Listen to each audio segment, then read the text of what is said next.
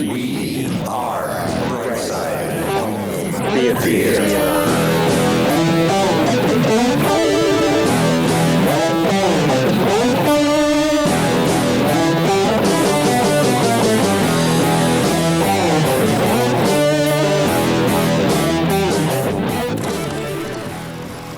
Hey, home theater nerds, welcome to the Brightside Home Theater Podcast. The Home Theater Podcast, it's all about the experiences, the sights, the sounds, the scenes.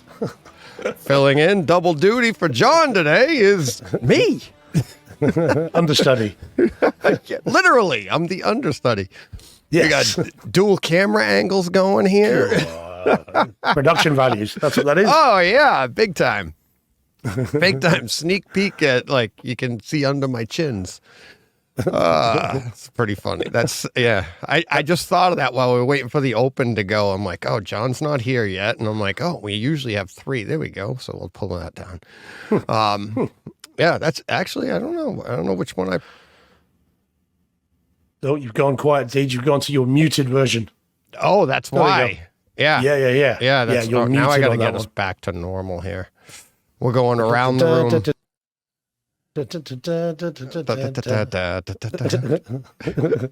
And now, there we go. Get rid of that. There we go. We're back to normal. Cloned. Yeah. Having some fun with tech on the fly. Always a good sign. Yes. So how was your week? Yeah, good. Yeah, not bad. I'm getting over this damn cold slowly but surely. So there may be some coughing during this, and you can hear it still in my voice. Well, yeah. So it's it's better than it was. Thank goodness. I can at least sleep again now. So yay. And I've got a new background. Check out the background. You may have seen it before. Yes. Framed. Yes, indeed. Yeah, all framed, ready to go. You got to get a little tripod thing that I got. They have one on little stand.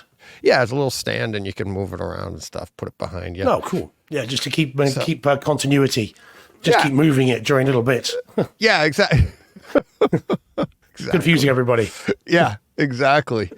It's been a great week. Loads of good content and stuff coming out. I don't know whether we're beginning the holidays rush, but my goodness me, there are discs and movies just coming out hand over fist. It's crazy. Same here. It's like I'll talk a little bit about it when we get going, but I grabbed a disc today, the physical media, the physical version of Loki. I got 2 surprises on Kaleidescape that I wasn't expecting today. And like you said, it's like we're not doing the 4K releases anymore, but now I'm like, holy crap. I went and looked. I was like, look at all the stuff that's coming. It's like, it's just, we're getting inundated. And I did hear, did you talk to Carl at all? He did hear good news about the writer's strike. Like there's progress, right? Yes, the writer's strike is over, essentially. Bar the shouting. I haven't heard that. But it's not. But nothing can really kick in properly until the actors' strike goes, which hopefully is going to be this weekend. So it's a kind of domino effect. Because I haven't spoken to Carl, but I was speaking to someone else who we know, who of course is kind of spinning his wheels at the moment. And I was texting him today. He and I were texting quite a bit today. And he was saying, and I'm like, right, you all go, you back to work, And he's like, nope, not until the actors go back. Until then, we can't move. So, but hopefully this weekend, fingers crossed. Yeah. But great news for Carl and everyone else that's involved in the industry. It's been since May. There's not many of us, I think, that could go without an income from, May till September and not be in quite dire straits, really. Not the band. So it's, I think it's good to hear, and it's a, really positive thing. So hopefully, now there's going to be a lag now. Whatever happens, there'll be a lag of about 6 months. So summer, the next year's kind of silly season won't really start, I suspect, till June, July, August, maybe. We'll see.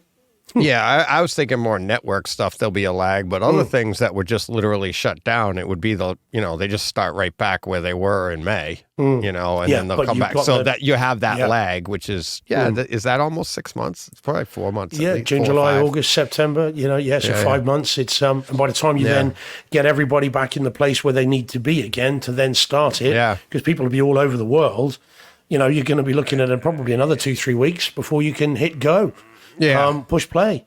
But as what all we talk about are the experiences, it's not like you just said, like we were saying, it's not like we're hurting from our side. I mean, I know that people need to get back to work and stuff, but I don't even think we will be. It's like some movies will have been delayed, it's like, I mean, Dune got delayed. I'm pretty disappointed about that, but I mean, week after week we sit here and go, I can't take it all in.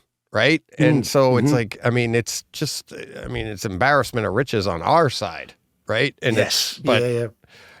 And I am aware of some physical media releases that are going to have theatrical releases coming up in the new year as well. So they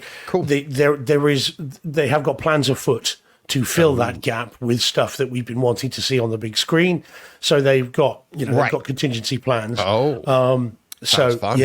Some good stuff coming. So that'll be cool. Not for us. I mean, obviously we've seen it in our cinemas. Yeah. But for the normies, for the normies, they'll get to see it, in the theater in the proper way. So Let's say hi to some people in the chat. We have Jordan, we have Mike, Stephen Mikey Schramm. Mikey Schramm was first winner of, I did a little Patreon thing yesterday, the day before, maybe it was yesterday. I did a little Patreon thing. I found that you can do, you can't do raffles over there because they're, they pay to be there. So you can't do a raffle. That's not fair, but you can do a competition. So I was like, all right. So I was like, first person 2. And then I put out give me a timestamp on what happened. And Mikey Schramm was the first one. And I had a few other people. Danny Speakers, his first reply was effing Mike. Because he saw that he went on to do it. He was like, damn it. So that was pretty cool. But Mikey won that. So I already sent him out his sweatshirt. So if you're in Patreon, pay attention there because next one's going to be a hat. I should have done that yesterday, but next one's going to be a hat. Stephen, Jordan in the chat, Van Gool, Carl's in there, Kay, Paul Hurt. Thank you guys. Hi everybody. Hope everybody's having fun. What's it, Van Gool? Could we see some more physical releases on older movies coming? And I'm hoping they're looking to do that. And then Paul Hurt says the strikes don't seem to have brought the release of The Abyss forward. Yeah, it's funny, Paul. I was thinking the same thing today, like literally today. I was like, here we are coming up on October, and we were supposed to be getting True Lies and The Abyss in like March. They were saying like a year ago. And here we still are, and Steve's got a big smile on his face. Oh, that's not for anything sort of surreptitious. It's only because it's just a case of here we are again. Until you hold those discs. Yeah, careful how I say it. Until you hold the discs in your hand, then it means it means nothing. It's so many times. How many times have we been here? On Blu-ray, 4K, and bear in mind, I've already got True Lies on Blu-ray, but it's just again and again and again and again, there's so much stuff coming out. Here's the real worry, guys. What happens if you get The Abyss and you don't think it's all that good? Because you haven't seen it for such a long time. That's my real worry. I've seen it a few times, and it's pretty good. It's pretty good, and it's one of those movies that, I don't know. Let me see. I'm going to try something here. I forgot to hit record at the beginning. We are streaming, so that's fine. We're fine there. But I am trying to improve our audio, so hopefully nothing goes haywire here. But let's see what happens when I hit record. All right, we're recording. Exactly. No, I'm not kidding you. It took me a couple days to figure it out. My Rodecaster, I got the Rodecaster Pro 2 here. When I hit it the other day, I had to do some trial stuff. It was going, boom, it it would shut that down. So, okay. So we're streaming here. We're doing good. Everything's good. I will add this in the show. You will hear the difference in Friday's show. So we'll get to compare and see if it cleans up the audio a little bit. I'm working hard at doing that. So hopefully our audio levels should be good this week. I apologize for that. Oh, and I also have to apologize. Today's Takeover Tuesday. I just replied to Mark V. He emailed me telling me it's not out there, and I was like, I know. I put out a tweet this morning. He's usually pretty good on Twitter too, so he knows that stuff. And Paul says sound is great today, DJ. Oh, thanks, Steve. Thank you. I'm working. We did some pre-show stuff. I found a way to check my audio levels a little bit better so I can hear it. But anyways, yeah. So. What was I saying? Oh, yeah. So the Nerdy Legion is down, the network that I use. Okay. And Martin has done a great job for years. This show has exclusively been on the Nerdy Legion. I started there. They welcomed John and I in August of 2019. We had been podcasting almost a year at the time, and they brought us in. And Martin Ferretti, who runs it, he does a great job. But it's like his own thing, right? So it gets wonky at times and has some issues, but it's free, okay? I've shopped around, and I talked to Ara, what do they use? I talked to some other people, what do they use? For me to run this podcast on anything but the Nerdy Legion, I'm looking at $50 to $60 a month because of the amount of content we put out a week. And so I'd have to get such a high tier to allow me to have that bandwidth and that amount of memory, and it's like if you do an hour a week, get this one. Well, I can't do an hour a show. Yes, I was going to say. Yeah. Like an hour Takes a week. an hour to say hello. I know. So Martin, I will probably eventually end up, we're going to have to, because I feel bad bothering Martin every time this happens. And I went to download it yesterday morning, and I was like, all right, everything's ready. Upload it to the Nerdy Legion, and I was like, oh, Martin, it's down again. And he's away on vacation. He didn't bring his laptop, so he's like, he's not home till Friday, so this show might not even go out audio-wise on time until he gets back, but it'll all be there. But for everybody listening, you can always go to the website, brightsidehometheater.com, and there's an MP3 link in every single show. That's literally the first thing I do is I get that, and then I take that, and then I copy the notes from that and I put it into Nerdy Legion, and then it goes out there as well. So if ever in doubt, just go to brightsidehometheater.com, and the latest episode, you scroll down past the popcorn, you scroll down, click on it, and it'll have the MP3 sitting right there, and you'll be good to go. And hopefully everybody got a chance to hear today's Takeover Tuesday. There's a couple of rants in there. It's all listener comment stuff. Did you hear it at all, Steve? Did you get to? No, I haven't. No, I need to. Yeah. Okay, I will locate it. There's a couple of rants in there, a couple of defenses of Kaleidescape because of people like, well, not people. I mean, they're legit. It's expensive, but they say a couple things in my notes, so I put it. I reply to it. Let's see, DJ, that is why you should always watch live and enjoy it on Tuesday. Watch what? Us? Yes, that's what he means. Yeah, that's what he means. Yeah. I mean, Van Gould, that's exactly what we did. It's like I have this running here, and it's like I said, it's like I bring this up. So this is how I do my notes from here, right? So I got my iPad, my Mac going. That's what you're looking at right here. I got that going, and then so before we started the show, I put the earphones on and I listened to myself through the Mac with the different headphones, and I was like, got our levels right. And so, hey, got to trick the system, But yeah, so, but yeah, all right. Glad everybody's enjoying the levels, the audio levels. It is important to us. I mean, we are a home theater podcast that's about the experiences, and if everybody's going, DJ, you sound too loud, that's not a good experience. So all right, let's get to first off, we got to get to this. Thank you. We got a new Patreon supporter this week, new patron, Gurinder. Gurinder joined Patreon today, the other day. So thank you. You'll be in all the new messages. I try to do a message to them every day. It's pretty quick. They give you 2 minutes. You can do a 2-minute video, boom, boom, boom, out. And I try to do something every day over there to say thank you to the Patreon supporters. And just to keep it fun because, and to hopefully encourage people to go over there because things are getting expensive in the podcast world.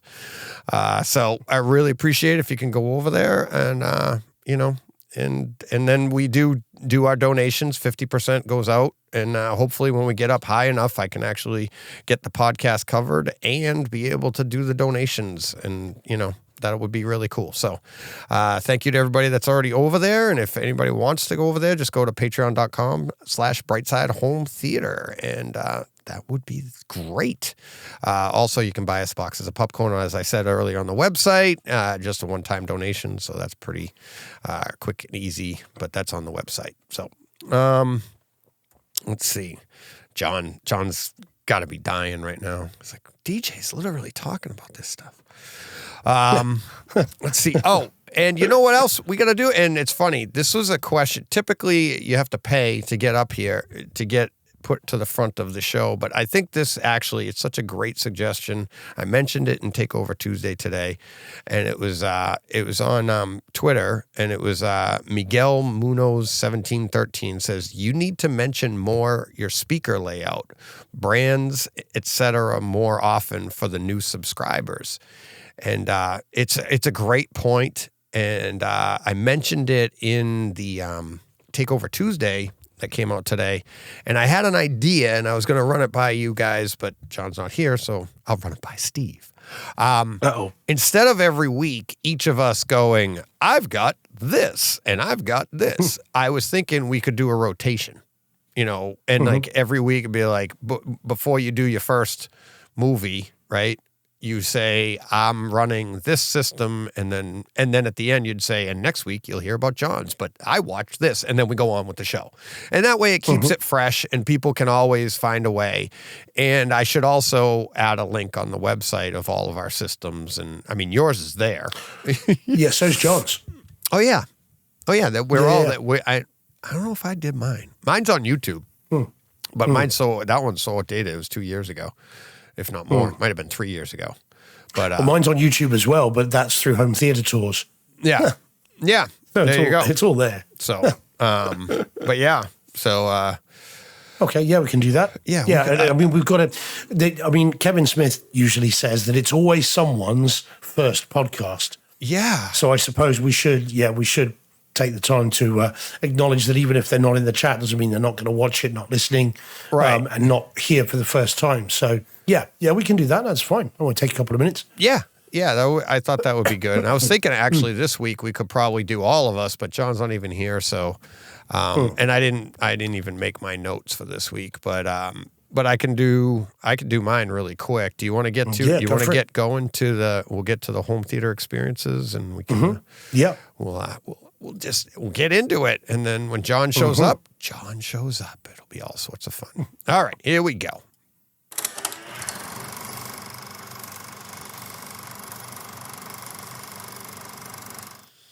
All right, I'll go first, and off the top of my head, what I am running is I have the Sony 295 4K projector, VW 295, whatever that is, and in front of that, I have a Lumagen. It was a 4242, but I upgraded to the new, I think it's 52 something. It's the lower of the new models doing the processing. For the video processing. And then I have a Marantz 70, is it 7066? 7066? Something like that. Marantz processor 706. See what happens off the top of my head? I get all nervous. So I'm running the Marantz processor, and then I have for amplifiers, I have an Emotiva 5-channel second generation. What's that? The XPA? Something like that. XPA Generation 2. And then I have a Bass-X 6-channel running all the overheads. So the 5 channels are the 5 main bed layer, and then the overheads and the rear channels are all run by the Bass-X. And then I have a Kaleidescape Terra 12 for most of my movie sources. I have a Panasonic 820 for my Blu-ray collections and my 4K collection. I also have a Zapiti that has most of my Blu-ray collection downloaded too. Let's see what else. Oh, my speakers. I'm running SVS Ultra across the front bookshelves, left and right bookshelves, Ultra Center, and SVS Prime bookshelves around the room, the 4, for your side channels, and then your rear channels, and then your overheads are like an 8-inch what are they? Panasonic. I forget the brand number, but they have 4 overheads from Panasonic, and also a Harmony remote for the room with Hue lighting. So if you really want to get into all that, but yeah, so that's what I'm running for my room. And my first experience I'd like to talk about this week is, I don't know, did I even take the picture? I think I did. Did I put the picture in the show notes of that? I don't think I did I? Which one? Sandman. I think you might. Yeah, I'm not sure you did actually. Yeah, I think you put a picture up on Twitter, but I don't think you put it in the notes. Yeah, that's too bad. But yeah, so the Sandman 4K HDR DTS Master Audio, no Atmos. But the disc that's coming out, I believe it's in November. The disc that's coming out does have the Atmos. On Kaleidescape, this was on Kaleidescape. It dropped on Kaleidescape last week. It looks and sounds phenomenal. I did a lot of comparisons. Episode 1 at the 4-minute mark, it went back and forth, and you look at what's interesting when you do comparisons like this, and I can do a pretty quick comparison just by switching back from input to input, and the way I like all my switching is done with the Lumagen. So I just go boom, and everything, it's pretty quick. So I can get a pretty good comparison. And what's funny is when you'd think your projector can't get brighter and stuff, but what it is it's when you're running an HDR, a good HDR without compression, your brights you can get a better gradation to that bright light. So everything, the contrast is so much better. Black is black. You can only get so dark, right? Your projector can't get darker than its lowest dark level. So that's going to stay. But how do you make that brightest bright look brighter? And it's how you do that is your gradation over to it. If it's a sharper slope, right? So like you have a bright light, like a lightsaber, right? If you have the lightsaber and the middle line on that lightsaber is super bright and then it grades out a lot nicer in HDR, it'll feel like that's a little bit brighter, and you'll have a better gradation, better saturation, more vibrant colors because of the gradation of the black level underneath, right? When you have some compression going on or you're doing it through streaming, that middle color might be the same brightness, like if you actually looked at it, because your bulb can't get any brighter, it can't get any darker. It's the same bulb in both situations. It's how do they draw it? Like, and I know this stuff from art, from going to school for this, right? I'm given a piece of paper. What can I do with that piece of paper or that canvas? And there are tricks, and we've all seen the optical illusions of, I can make this little dot look a lot brighter over here. It's still the same piece of paper. You can't get whiter than the white piece of paper, right? But all of a sudden I can make that dot, but with how I draw around it, go, oh my God, that's so bright. No, it's not. I bring everything else dark around it, but then you do have to put a halo around it to give yourself that effect that it's actually blooming and stuff. And that's what HDR does for us. And with the Sandman, it's just like every time I do these comparisons, it just looks so, so good. And it's that gradation that makes the big difference. And episode 3 had an awesome opening. Just push play, 3 to 4 minutes. The bass is amazing. The picture is amazing. Everything is. I don't want to spoil stuff for people. If you haven't seen this, and when I mentioned it on Twitter, Todd hadn't seen it. He'd never heard of it. So some people had never seen it. Some people had never heard of it. Wait, get the disc, because as good as the stream is, you okay over there, Steve? Because you muted yourself and then you look like you're about to clench your chest and fall over. No, I'm all good. No, it's just a coughing fit. I couldn't let that go because you're like, yeah. what was I've chosen the wrong drink. See, normally lubricates my throat. It's drying it at the moment. So caffeine making it worse. Yeah. But yeah, so if you haven't seen The Sandman on Netflix yet, wait. If you've waited this long, wait and grab the 4K disc. The 4K disc is slated to be $49.99. I know that's steep, but it's still, 8 episodes, very, very good, artistically done. Somebody did mention on Twitter that it seemed hazy in the stream. That's an effect they're going for. You're still going to get that, but it just looks gorgeous. Gorgeous. Episode 4, again, I was almost going to spoil it for you. But episode 4, they go to a certain place and the costumes look awesome.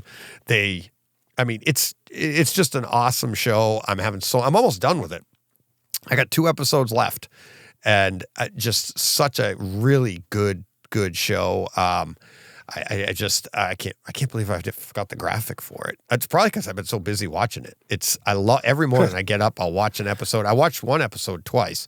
That was the 4th episode. But yeah, highly, highly recommend it. 4K and the DTS Master Audio. I know it's going to be $50, but I want to compare it. I have a couple other things coming up in this show where I really, really feel like our processing is giving us Atmos, or object-based, because this DTS Master Audio, it is phenomenal. That's why I almost didn't mention it. It almost goes without saying now, when you go from the stream to the physical release, that's not even close. It's just so dynamic. It's so deep. It's so good. Have you seen this at all, Steve? Did you see The Sandman? I've seen the first episode, and was enjoying it, and I watched it on the iPad. But I've seen the first episode. I was teaching and I had some downtime, and I'd heard about it from you guys, and I thought, you know what, I'll give it a watch, and I did enjoy it. And then thought, you know what, I'll carry on with it, and then just didn't. So I will wait for the 4K disc. I'll buy the 4K disc. Jordan and I were chatting about it over the weekend, actually, via DM. And it may be that I import it, because I don't think it's out here in November. Okay. So whenever it is, I think I will pick it up, because I was enjoying it. It's very, beautiful production design and an intriguing story. So I will get it, but I don't know anything about the comic or anything like that. I know nothing about that at all. So it's literally only what's on screen. I will definitely pick it up. Yeah, and then hopefully, as I say, it's in Atmos, and it'll be great. Yeah. I'll be interested to see if the Atmos is that much of an improvement, if at all, over what I'm hearing right now with the DTS Master Audio. Because it is amazing. And like I said, it's like you'd be hard pressed to walk in and guess which codec it was. And that's what I think. It's not so much the codec anymore. It's where are you getting it from, right? If it's from a stream, it's going to be compressed. If it's physical, I don't care what the codec is, because Christopher Nolan has blown us away. Movies or shows like this one blowing me away. Don't worry about the name on the front. Worry about the experience in the room, So, all right. What do we got next? Jordan just says there about, it says we're only getting it on Blu-ray and DVD. So there we go. So I'll import that for Christmas. That's fine. I don't mind doing that. There you go. Yeah. All right. You ready to do your first one that we have in the notes? Yeah, lay it on me. What do we got? See. We got this guy. This I'm actually interested to see. Yes. I'm hoping that we get this one soon on Kaleidescape. I already own it. It's on Kaleidescape. Yeah, you've got it. I've seen it on your tiles. But not in 4K. We're talking upgrade here. Upgrade, yeah. So this is upgrade on 4K UHD disc, DTS HD 5.1. Although it is. Although this upmixes beautifully to Neural X. So this is upgrade. Filmed by Lee Winnell, who of course directed The Invisible Man. And this is a movie that I've just imported from the US on 4K disc. It's not out here at all in 4K, only a very, very expensive Blu-ray, which I still own. But this is the 4K version. The movie is really, really good. This is Lee Winnell doing a sort of Paul Verhoeven-esque kind of RoboCop meets kind of Total Recall mashup. And it's really, really good. And you will love this, Deej. I genuinely think you will. And I think most people that have seen it loved it. It's ultra violent, but it's great fun. Oh, and the other film that I wouldn't say it owes a debt to it, but it does have some similar DNA is Bloodshot. Yeah, which is the other thing as well, because you have this kind of. Do they remember what's going on? What we see is correct, and all that kind of stuff. But it is very, very good indeed. And sorry, I'm just trying to bring up my notes on it a minute. Did you see? Let me ask you a question while you're looking at that. Have you seen that show that we have it over here on Hulu? I don't know if you have it over there on your Disney Plus, but it's similar to this, and it looks just like Bloodshot, called The Simulant. Or Simulants. I haven't heard of it. No, not seen it. No. Same idea. They're like, it's very, the premise of it. I watched the trailer the other day and I'm like, oh, I'll have to check that out in the theater because it looks like a ripoff of Bloodshot because they're taking former soldiers and then they turn them into, robot, like replicants or simulants. Okay. And but now the premise of the movie is they want rights. So it's like, I was like, oh, here we go, another movie. Oh, wait, this is actually interesting because that gets you to your thing. Like, I'm super like that anyways. Like, I mean, if I get like attached to things like my car. My son and I, we don't want to get rid of the car. It's like it's part of the family. It's inanimate objects we get attached to.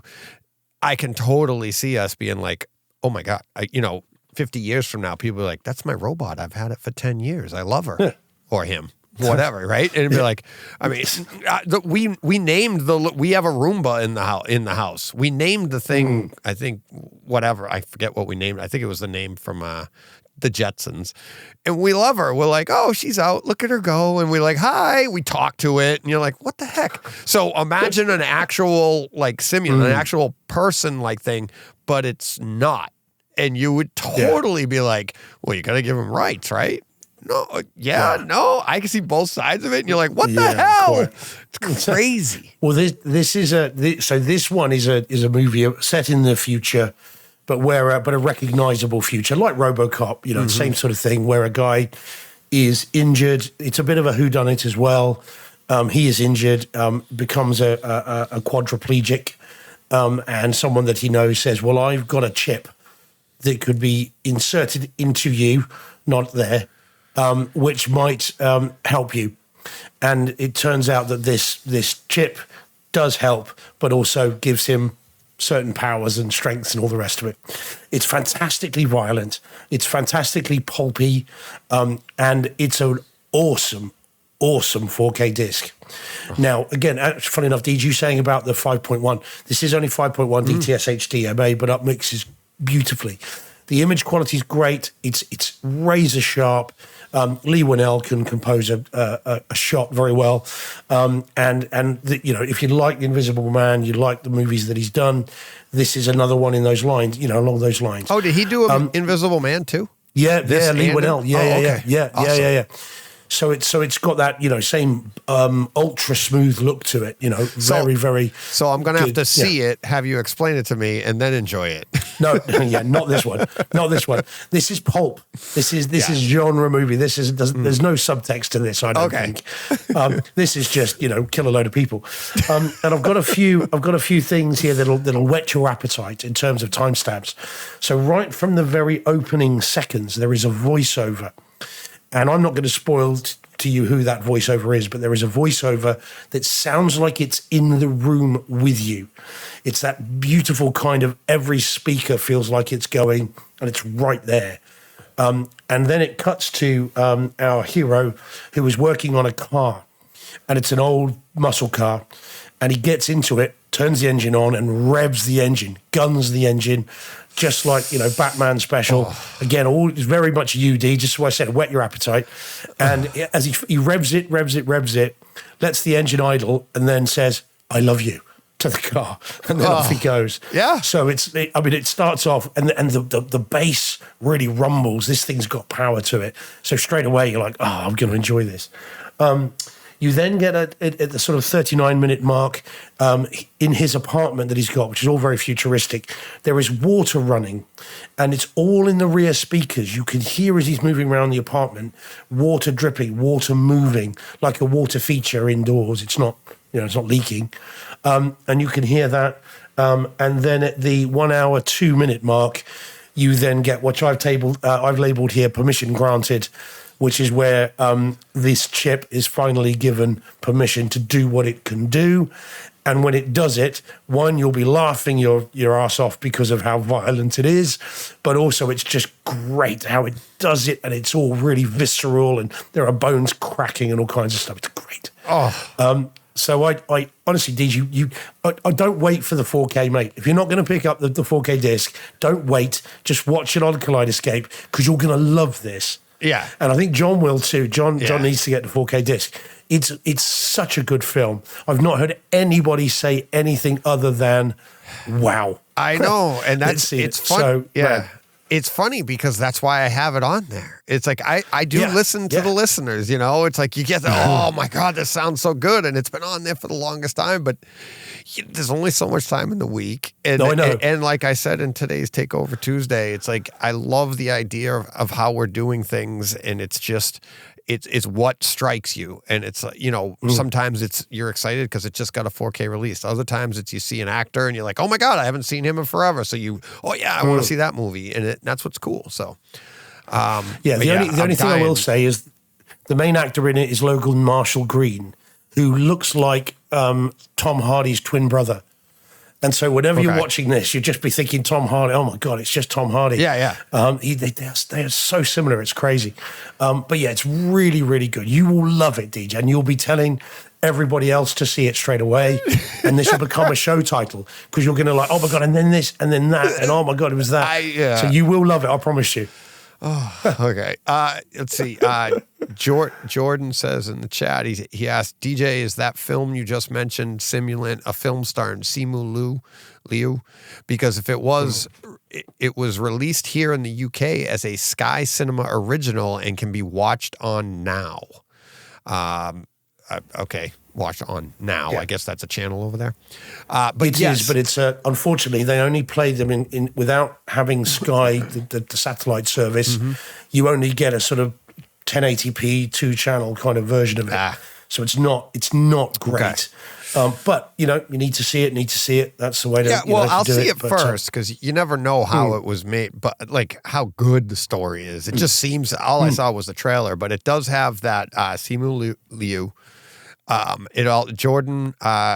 Jordana Brewster is also in it, and what's his name? Sam Worthington is also in it. Oh, okay. And Sam Worthington actually plays the guy that goes after the simulants that want to be like free.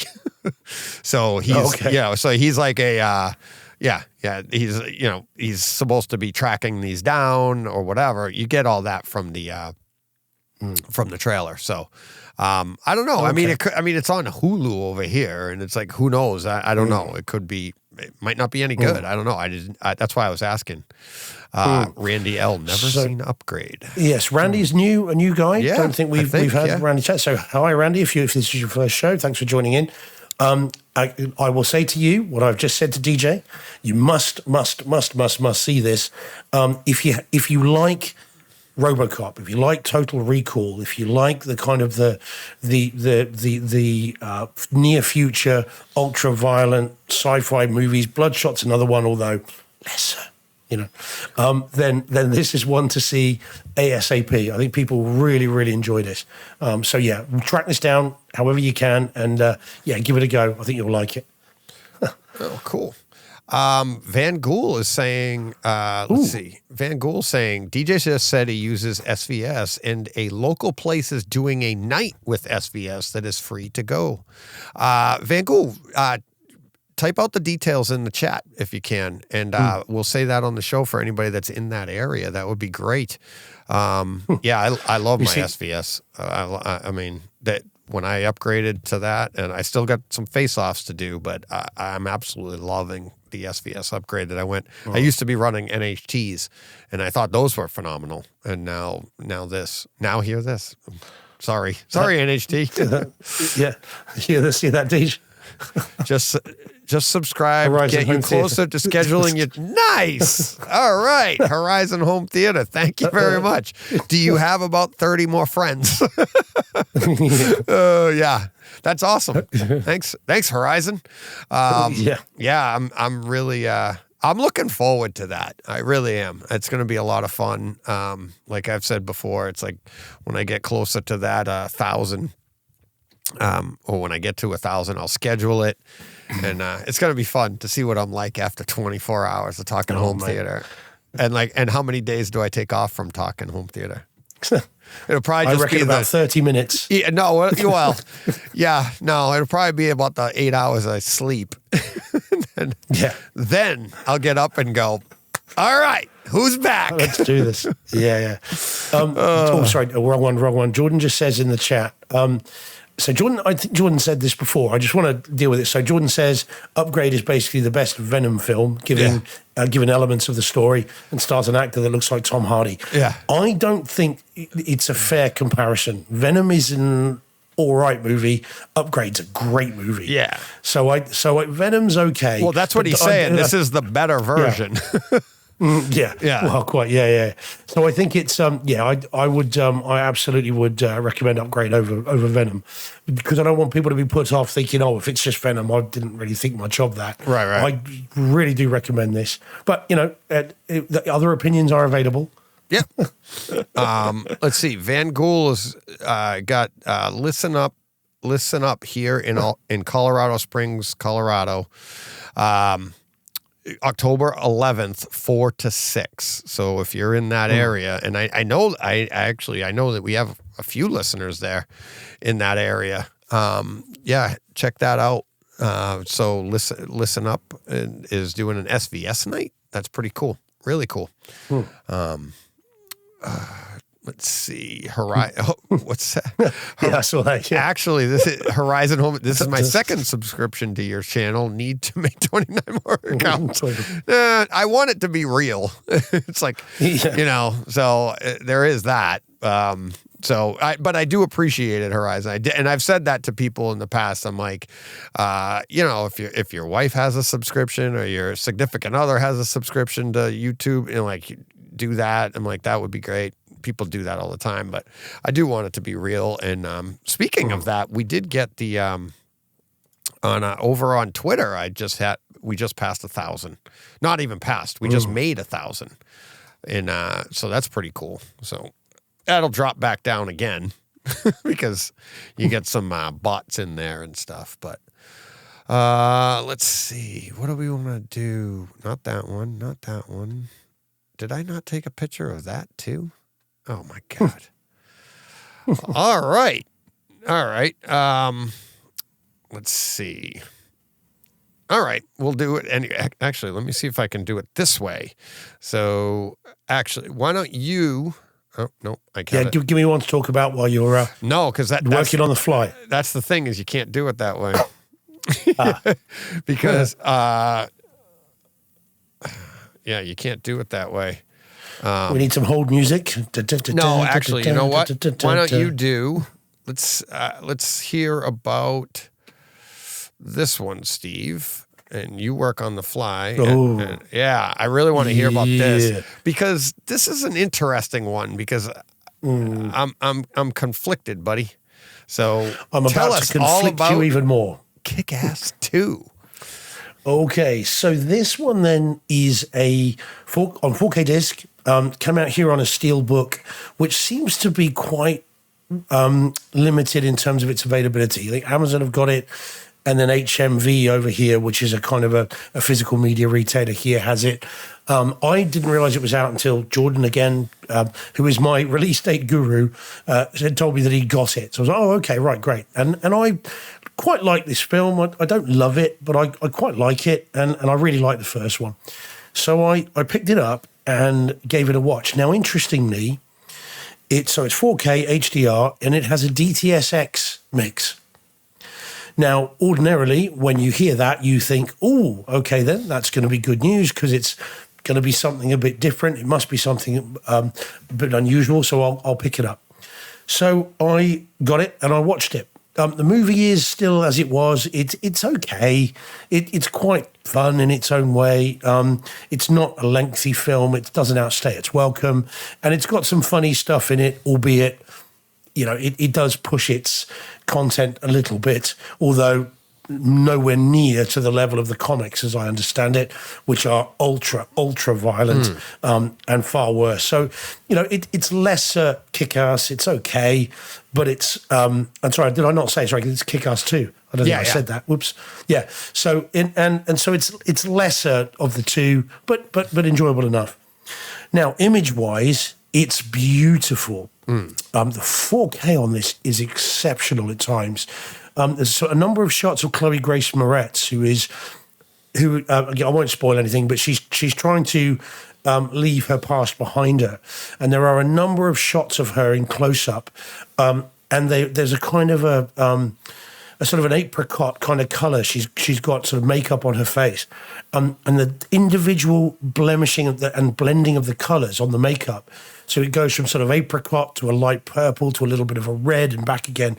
And it looks like a L'Oreal advert, like a Max Factor advert. It just looks incredible. So image-wise, and it's a very colorful movie. They've embraced the comics when they were making this. So it looks really, really nice. Very, very colorful. Great. So far, so good. And then I'll tell you about the audio. I'll be curious to see what anybody else makes of this if you've seen this on 4K and this particular version. I was disappointed with the DTS track on this. It's a DTS-X. Indeed. This is a first, Steve. This is big news. This is that's not good. Yeah, well, I whether I'm in the minority, I don't know, but I was so disappointed with the bass response on this and the overall envelopment that I immediately went back to Jurassic Park, DTS-X, Lone Survivor, DTS-X, Battleship, DTS-X, and thought, look, maybe, is it my system? No, it's not my system, or at least not, generally my system. Whether it's my system with this disc, I don't know. But it wasn't terribly enveloping. The bass was not really there. You never really felt like I was right in the midst of all this cacophony of noise. It was front heavy. It was weird and disappointing.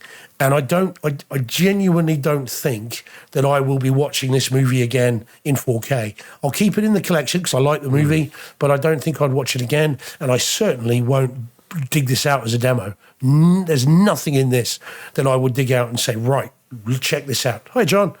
John, how we doing? Yeah. I'm here. Yeah. He's here. So I was this was disappointing, and I would not recommend this, which again feels weird on a DTS track.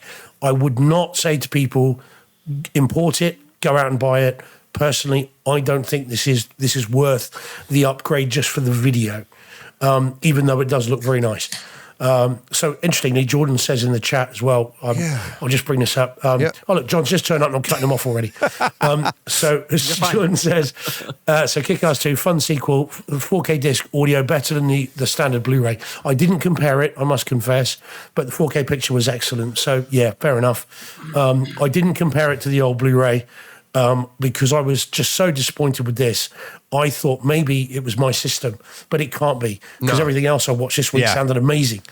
So, but it is one of those things, Deej, where I genuinely, like you said the other day, I was, because obviously I've got a sub at the back and a sub at the front. Yeah. And they've got lights on, so I know when they're on. And it got to a point where I leaned across the sofa and looked at the sub at the back to check it was on. Yeah. Because it was so just really weak. So, as I said, I don't recommend this, unfortunately, which is weird given the subject matter, but there it is. Yeah, and that's... Now I almost feel like I have to buy it on Kaleidescape because Kaleidescape has it with an Atmos track. Okay. And I was like, but this is very unusual because it's one of those things that, I mean, DTS has been notorious for having fantastic audio because they're the little brother, right? They came out after Dolby. DTS has been always in competition. And everybody thinks that, like, okay, great. If it's got a DTS-X version or IMAX enhanced with DTS-X, they want that over the Atmos when both codecs can do the same thing, which means they can both fail. If it's not rendered appropriately on their end, then this is what you could end up with. But that is exactly what we all do. And and I say we as in everybody listening, it's like when something's not right, you immediately, if you don't back out, you're just like, all right, when this is over, I've got to check my stuff. I got to go to something that I know I like, right? And you'd be like, oh, there we go. That's there. Okay. It's not me. It's them, because you never know. You could have, we're going to talk about one later that I did the exact same thing, Steve. And it was just like, did something fail in the last, just by me switching inputs or something? Like all of a sudden you're looking like I have tape over my blue light in the back of the room on my SVS subwoofer. And I'm like, nope, it's on. It's right. Or you put your hand to it. All right. I feel it. I can feel it. Yeah. It's weird, isn't it? You could watch 20 movies and be like rocking. Yeah. Watch one and it'd be a bit thin and you're like, wait a minute. Something's wrong with my system. It's weird, isn't it? Yeah. You're only as loving the last movie you watched. And if the one you're watching now isn't what you think it is, you're like, it's my system. But it was really weird. Do not import this, Deej. Don't go buying this disc because is it not out over here? DTS-X? I don't know. This one is a UK steelbook. Okay. So I don't know. If it is, you'd be curious to see. I think it is. If it's not already, let me look. 4K 2013, Kick-Ass 2, September. It was out here September 12th, and it has DTS-X. Okay. So it's an upscaled 4K. But it does have DTS-X, 48 kilohertz, 24-bit master audio. Yeah. So. Interesting. It's what I found interesting. I looked up a couple of reviews, and the reviews didn't really mention the bass. They just talked about. And then they were like, "Oh, it's enveloping and it's great, all this stuff," but they don't mention the bass at all. Huh. So it is odd. I don't know. Maybe it is my system, but everything else is running fine. Yeah. So it's just odd. Van Gool is asking in the chat, he says, does Kaleidescape do that with audio versus discs? Yes and no. One, Kaleidescape doesn't do it. They only get to do whatever the studio gives them. Okay, so the studio will give them the mezzanine file, which is, here it is, uncompressed, everything. It's just, it's as close as you can get to the theatrical version, and then Kaleidescape takes it from there, and then they put their flags in for all their stuff that a Kaleidescape's capable of. They also check it for continuity, meaning picture quality and sound, make sure there's no issues. That's about the extent of what Kaleidescape does. But yes, when the last time I think we talked about this, I think it was Jurassic World Dominion, right, guys? And where I think it was DTS-X on the disc, just like Kick-Ass here, and the Atmos track on Kaleidescape. And I did an A/B comparison on that, and brought my son in on that, my wife in on. I'm like, can we see or hear any difference here? And it was Nelson, who also, he has a Kaleidescape as well. Him and I talked about it. He said he noticed something in the music. He could notice a little bit of a difference. It was like, I can't remember, I don't want to quote him, but let's just say he felt it was like cleaner, brighter in the DTS-X version. I wouldn't be surprised if there is a difference in the two tracks, because DTS notoriously is a little bit, hotter on the bass. But if you walked in the room, you wouldn't know the difference. And when I was A/Bing it, we were looking for particular things on scenes, and it was just so hard. And when you do A/Bs like that, a lot of times what happens is you think you hear a difference. And I was doing them so fast that I was like, oh my God, yep, this one is clear. Yep, DTS-X, it has the better bass. And then you switch over and you go, oh wait, that was the Atmos. and you'll go back and forth, and you'll be like, oh no, that one, oh okay. And when you do it fast enough or enough times, you forget which one is which, and you'll try to listen for things and be like, oh, I didn't hear that one in the other track. Then you go to the other track and you go, oh yeah, there it is, perfect. It's the exact same thing. So it's very, very difficult to discern the difference. So, all right.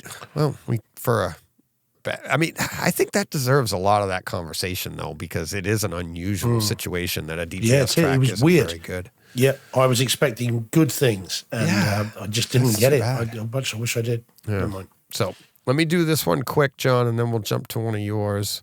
Yeah. But yeah, my scene for this week, I almost was going to back out on it because we are, we're a little up in the air today, but Iron Man 2. One of my favorite scenes, and this one I've been meaning to get to for a little while, and I believe if it was John Brock, I'll shoot myself. I believe it was Paul Hurt on Twitter or something, a month ago, mentioned this scene, and he kind of was just like, you just say what you will about the movie, you just can't not watch this end scene.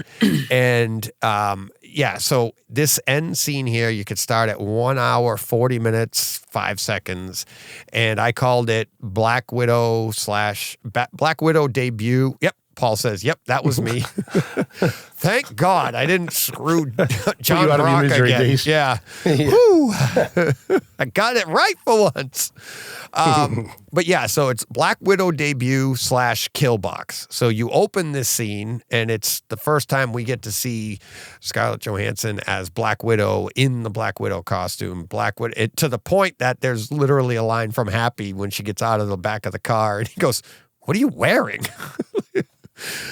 So that's awesome. And watching that scene, the beginning scene here, now she comes in as full Black Widow at about a minute into this, at 1 hour, 41 minutes, 40 seconds. And look at her costume in 4K and HDR, and it's almost blue. I think it is blue, or it's black, but it's that shiny material and the fluorescent lights going off of it. But then her hair, and then we get the first glimpse of what they made fun of in the Black Widow movie, where she does the superhero landing or whatever, and she does the spread, and her sister makes fun of her for it. That was really cool. But all of the stuff that she does in that scene, the way she moves, the sounds that she gets, it sounds awesome.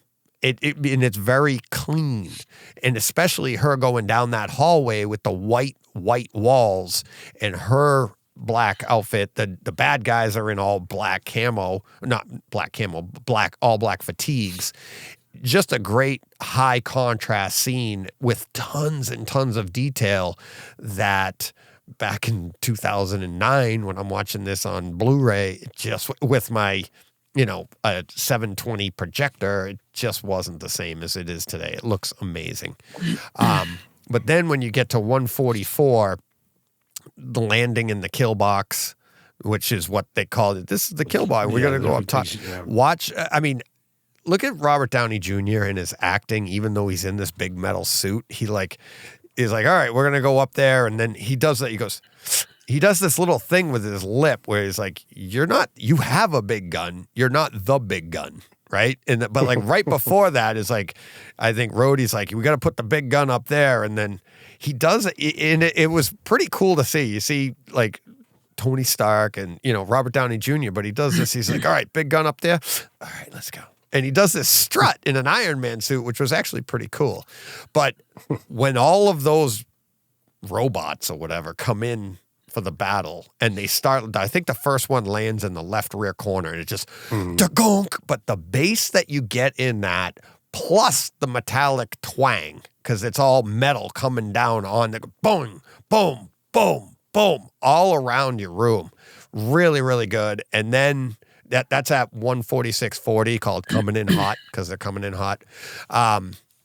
Great use of the room, great gunfire when they start firing, and then, Tony's like, down, and they get down. He's like, oh, you should have led with that. The lasers, the smoke that you see, the gunfire, the explosions. So there's lots of brights, there's lots of darks, but then there's all those grays in the middle from the smoke and everything. Very dynamic looking scene from beginning to end. And then, I mean, I actually made a scene for this on the Kaleidescape. When it ends right when he says, it's a one-off, and he's like, it's a one-off. And then the scene ends. So it was pretty cool. Really, really good. Highly recommend it. Start that Iron Man 2, 1 hour, 40 minutes, 5 seconds, and just enjoy. So, wish I'd taken a picture of it too. So, and for the record, it's got a very cool Gatling gun. Yes, it does. It does. And also, the Widowmaker. Remember the Widowmaker? Yeah. It does a little fart noise. Yeah. All right. John, what do you want to get to first? You're coming in, and do you want to do... Doesn't matter. All right. Let's do... I mean, I've only got a couple, so... Yeah. Well, let's go with this.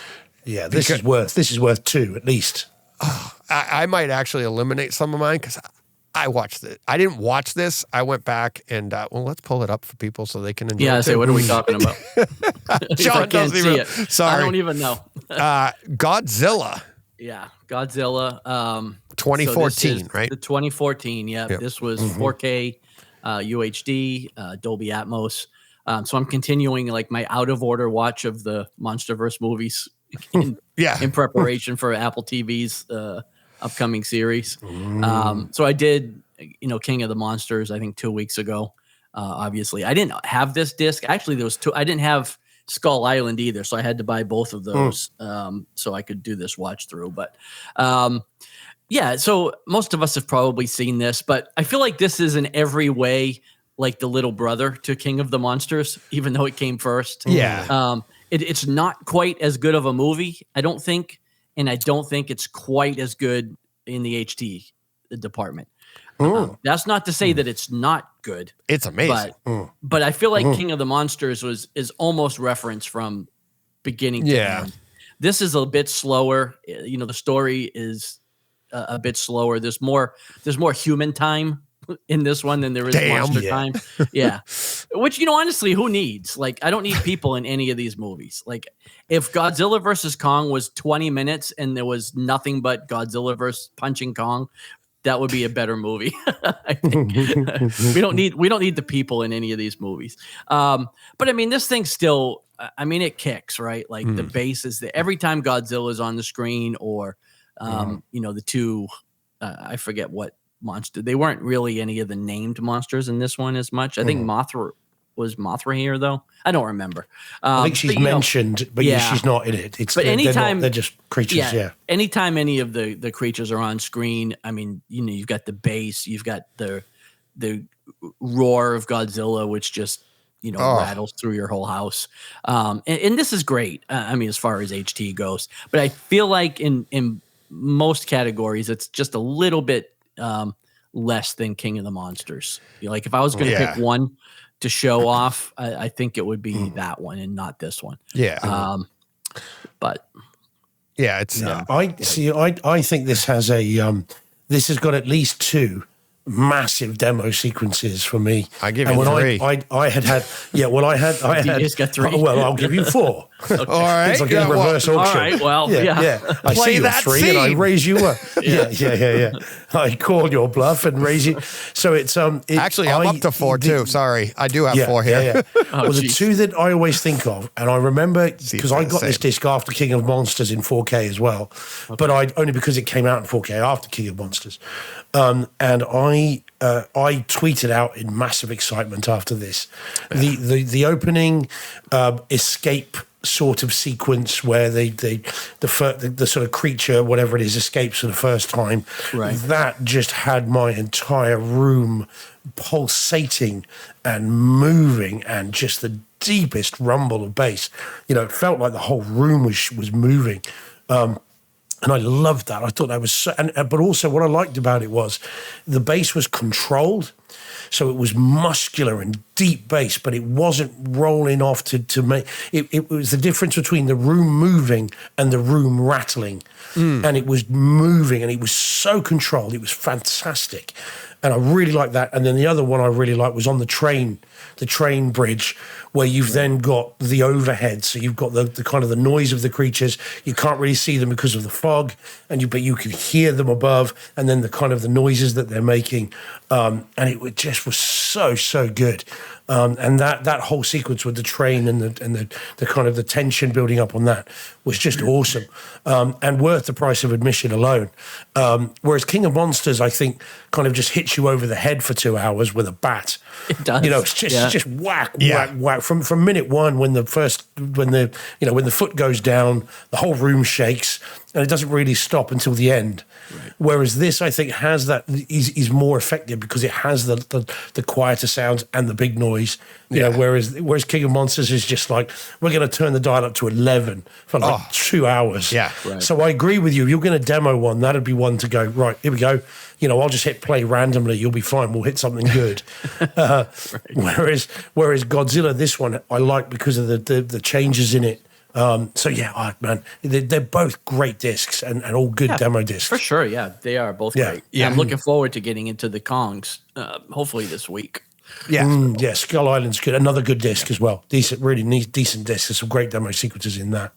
Yeah, and it's funny. Randy L in the chat says Godzilla got circled in the TV guide every time when I was a kid. It was a Saturday delight. Yeah, when I reviewed this one a while ago, and that's why when I saw you did it, John, I was like, oh my God. And I reviewed it first as a Blu-ray, I believe. And then I talked about the 4K when it came out, and I maybe updated it back then. I think it was March of 21 it came out in 4K. Is that right? Yeah, I think so. Yeah. Yeah. And I remember saying at the end of that, being like, when you hear Godzilla roar, it was like being a kid again. You just hear that, and you're like, they just nailed that roar, and it was so good. But the scenes that I went to, it's at the at 3510, you have a jump scare where they're looking like down the throat of a monster.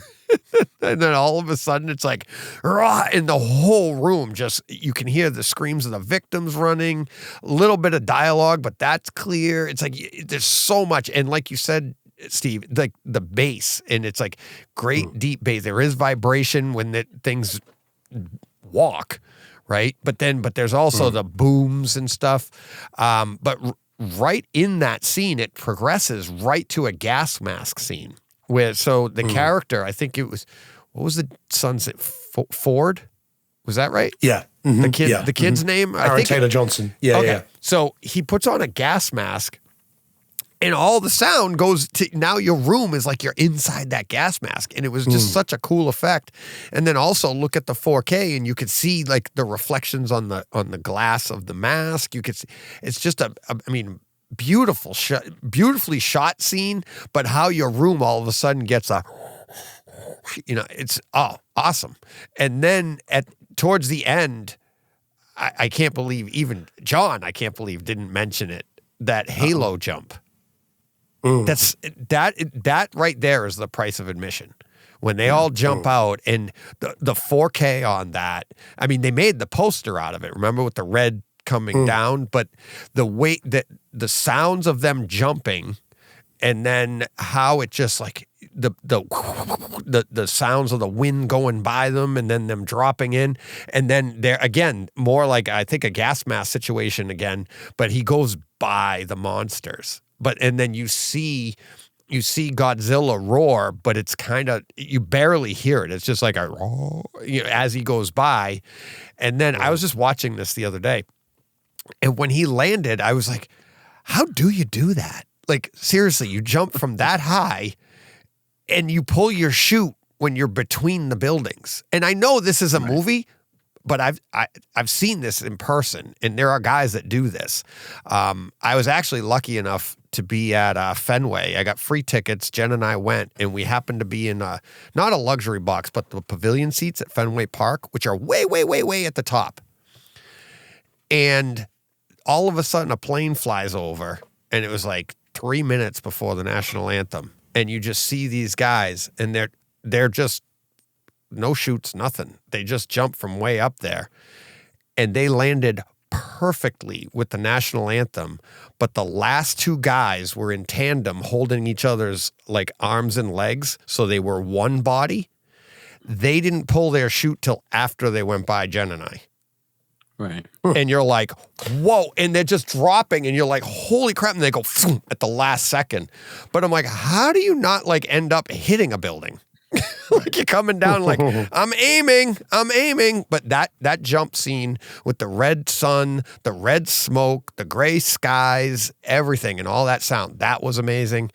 And then at 148-ish, I think, I forget off the top. I know it was 148. They have the he's on the boat. I think it's Ford again. He's on the boat, and the power goes out, but so does the score. Check that out, because like the score's playing, and then everybody loses power, and then was the Muto whatever comes to get them, right? And it's very, I mean, all you get is that end battle with no score, and then the score comes up after the battle. So awesome scenes, awesome movie. I agree with you on King of the Monsters. The problem is you went the wrong way. Like, this was the first one, and you have to build to that. You know, and it's like when we got this at first, and I watched it in Blu-ray with a DTS track, and I was like, we need this in 4K. But even that was amazing. But then when we got the Atmos, and I think I want to say it came out with King of the Monsters or something like that, when they all came out in 4K or something like that. But I wasn't intending to do a full watch through of all of these. I picked King of the Monsters to test my subs, but then I got kind of wrapped in. Yeah, I got wrapped into it, and I knew that the show was coming out. And like I said, I didn't actually have this one. I've got viewing buddy wants to watch all of these before the Apple show comes out, so I'm like, oh yeah, that's fine. Do that whenever you're ready. So we're going to go back and then do them in order. I've got them all in 4K, of course. Yeah. They're such good movies. I saw that. Mike, I hate to disappoint you. Not tonight. Not tonight. Yeah. So Mike says in the chat, Steve's got U571 in 4K. Is it being discussed? It will be discussed, but not tonight, because I haven't seen it yet. I only got it yesterday, and it's a little bit down the viewing pile. But it'll be ready for next week, I promise. There you go. Oh, don't make those promises. It's so tough. Yeah. Promise-ish. Yeah, exactly. Because so much good stuff comes out. But yeah, I when I saw John had this, I was like, oh, I got to revisit. Just go right back, jump on and get some of those scenes in, because it is so much fun. I agree with you. The other, King of the Monsters is better, but I mean, don't sleep on this at all. I don't think you can sleep on this. For sure not. Yeah. Well, no. Neither can your neighbors. Yeah. I say if you can, you can sleep through anything, right? Yeah. I do remember there was one scene that I had to check. I had to fix my door because it rattled so much. I was like, that's not right. I'm like, all right, we gotta tighten some things up over there. Steve, you want to do this? Yeah, lay one on me. Oh, yeah. Yeah? All right. Here we go, Steve. Okay, so this is Jackie Chan's Rumble in the Bronx. which came out here on Blu-ray with DTS HD 5.1. It's a special edition Blu-ray. I think it's out in the States, but not in this particular edition. And so I picked this up a couple of weeks ago and watched it this week. I really like this film. I've got such a soft spot for this movie. I've seen it loads of times, way more than is decent. But I really do like this movie. And recently having read a book about the action heroes of the 80s and the 90s, and this film had its own part of the book, it was fun to be able to revisit it. So if you've not seen the film, you should. Hopefully, and it was his first big success in the US. So hopefully lots of people have seen it, but if you haven't, seek it out. So this is Blu-ray 1080p, and it looks fantastic. It is like, so this could be one of those, Deej, we talked in the past, and John, I know you have as well, that if you walked in the room and if you didn't know any better and you said to someone, right, is that 1080p or 4K? I can see people going, that's 4K, isn't it? And that's HDR all day long, because it is bright, it's detailed, the image is razor sharp. It looks incredible on Blu-ray. I doubt you'd need a 4K disc of this. And of course, because of when it came out, fashion was very bright and colourful anyway, and every bit of that comes out. It looks stunning. And there are bits in there's a fight sequence around a truck that's got a load of balls in the back of it, like plastic bouncy balls. And not those, Deej or John. And it's got, well, I mean, it takes a lot of balls to do what he did afterwards. We're just children. Yeah, that's it. That's right. But they're all different. They're all multicolored bouncing balls. I bet. And they all look absolutely amazing. So, it's very, very good indeed, and well recommended. So yes, and for both big and small children alike, it's really good. So no, it's class, very cool. But there is one thing that I noticed this time. I've seen it before, but it jumped out. Deej, have you got the other picture that I put up? Yes, I do. Where you get Jackie Chan the meanie. Yeah. Yes. So I took this photo. So I've zoomed this up. I zoomed that up, and then I'm looking at it. So what is it? Is that like a PlayStation travel? Like it's something? a Game Gear. It's a Sega Game Gear. I had that. Yes, indeed. So Jackie gives this young lad, having just arrived in the US, who's a bit upset, a Game Gear, a Sega Game Gear. He says, "You take that, mate." And he's in a wheelchair. And the little boy's playing. Well, quite. And the little boy's playing it happily. Apart from one big problem. As you can see from that picture, there's no cartridge in the machine. And you see it later as well, where he's also playing it. He's got a big grin. Oh, this is great. There's no cartridge in the machine. And it's beeping and booping as if he's playing it. Now, surely someone on set was like, guys, can we put a cartridge in it? just anything will do. Just tape it over. No one will know. That it's right. Naughty Jackie Chan, you bad boy, giving this poor kid a machine that he can't use. Yeah. So I couldn't help myself. I had to take a photo of it. Although that photo quite nicely shows the degree of detail in the image. Yeah. I mean, look at the unfortunately, the not rust that great actor kid. You covered his face. No, not him. Enjoying it. But you can see that if you look at the rivets on the metal there, and the little marks and that, and the flesh tones as well. I mean, honestly, it's so good. This it's almost too good for what was quite a low budget movie. It looks absolutely incredible. So if it comes out over there, get it. Or at least if it's the new version. It's absolutely fantastic. So actually, Jordan again says in the chat. So he's got the previous OOP UK Blu-ray. Says I'll have to try and grab the new Blu-ray Steve's talking about. I mean, it really is fantastic. I don't hesitate to recommend the image quality on this at all. I can't see how anyone can have a problem with it. It's very, very good indeed. So it's great. Really, really good. Cool. So like it. And again, we go back to our martial arts season. We took a little break. Here we go. Now we're right back into it. Yeah. Just when I thought I was out. We drag you back in. That's how. You're never out. You're never out. It sounds like John Wick. And so I'm hoping they'll release First Strike like this, because if they do that, I'm getting that as well. I absolutely love that movie as well. So fingers crossed. There we go. There we go. All right. All right. Let's see. What do I want to do next? Let's do this. Oh, wrong one. Boom, boom. There we go. This one was a lot of fun. I had a lot of fun with this. We're talking Expendables 3.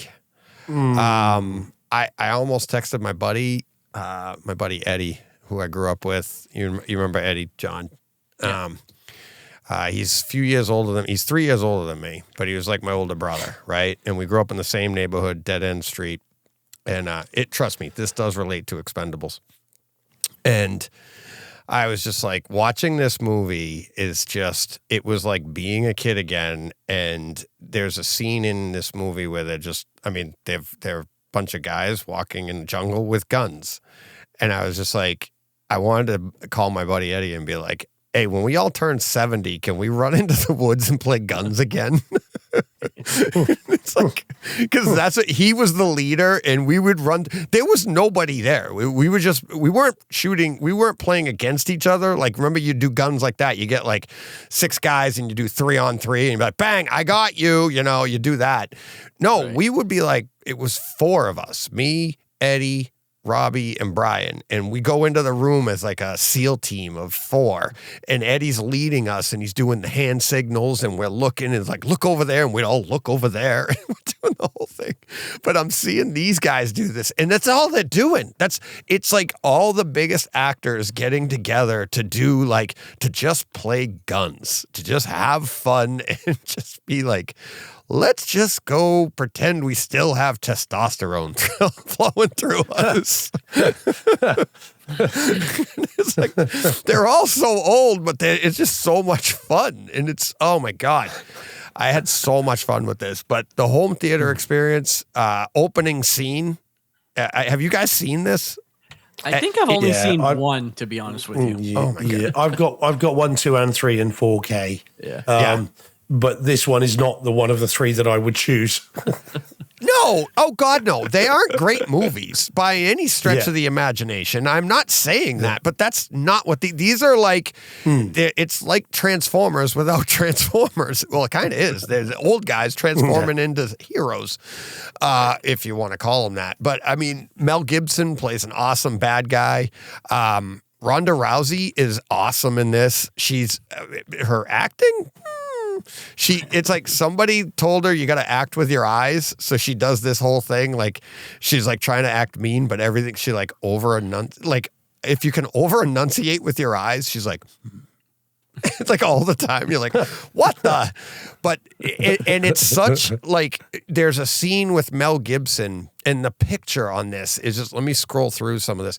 Oh, Franklin, my dog absolutely loves this movie. Look at that's him there watching the movie, and he just sits there and like, you have good pans going on around the room and I've said this before, but I love it. He comes down and he'll look around, something will go off in the back and he'll look over there, or a pan across the front and he's looking everywhere. He can't sleep. He just sits there and watches the movie. It's great. But I mean, look at this detail. It's not good, but it's like, but I was like, oh my God. It's like, now this is caught in motion too. I didn't freeze the shot and take the picture. I just bang. But I'm like, the color on it, this is Stallone's face for people listening only. But it's Stallone's face, and it's the, red on one side, blue on the other. So you got the great tints there. But watching this movie and their expressions, and it really is a beautiful image, because, when we were in art, John, you'd see those those were the fun ones to draw, because there's so much detail in it for your display to pull out. And there's this scene when they have Mel Gibson captured. They're in the back of a van, and he's like, they're just dead on with Stallone and Gibson in their faces. And it's just like watching Mel Gibson act with his eyes and the stuff he does. It's just, you're like, holy, the detail is just awesome. But yeah, so there's an explosion. Oh, the 3-minute mark. I have it here, 4 boxes of popcorn, and they blew open a door, and I've never heard this or experienced this before. It might have been my I'll admit, might have been my overall excitement of the movie itself, but we're only 3 minutes in. So blow open a door, and it was a pan from the front of the room to a little closer to you in the front of the room. Like, it didn't go by you, but it felt like that went woof, and it came, the sound, the door got closer to you. I thought that it sounded amazing. Check that out. It's at the 3 minute mark of this movie. If you have the movie and it's in 4K with the Atmos, check that out. See if you have the same experience. Because I did it a couple times and I'm like, that is odd. The only thing missing was the wind. It was really, really good. But yeah, back to that opening scene. The overheads, there's a helicopters that you get because they come in on a helicopter. So your overheads, tons of bass, tons of bullets. There's a train. It's loud. It's awesome. I mean, just opening scene, push play, demo material. 24 minutes, there's an explosion, multiple levels of detailed bass, just ringing. Like, there's crispness, but then you also have that lower end of the brrr, rumble that's going on. 1 hour, 43 minutes, 35 seconds, explosion at the rear of the room. Arnold, it's an air battle, and Arnold shoots down a helicopter, but you hear the explosion off camera, and then the camera goes to the explosion.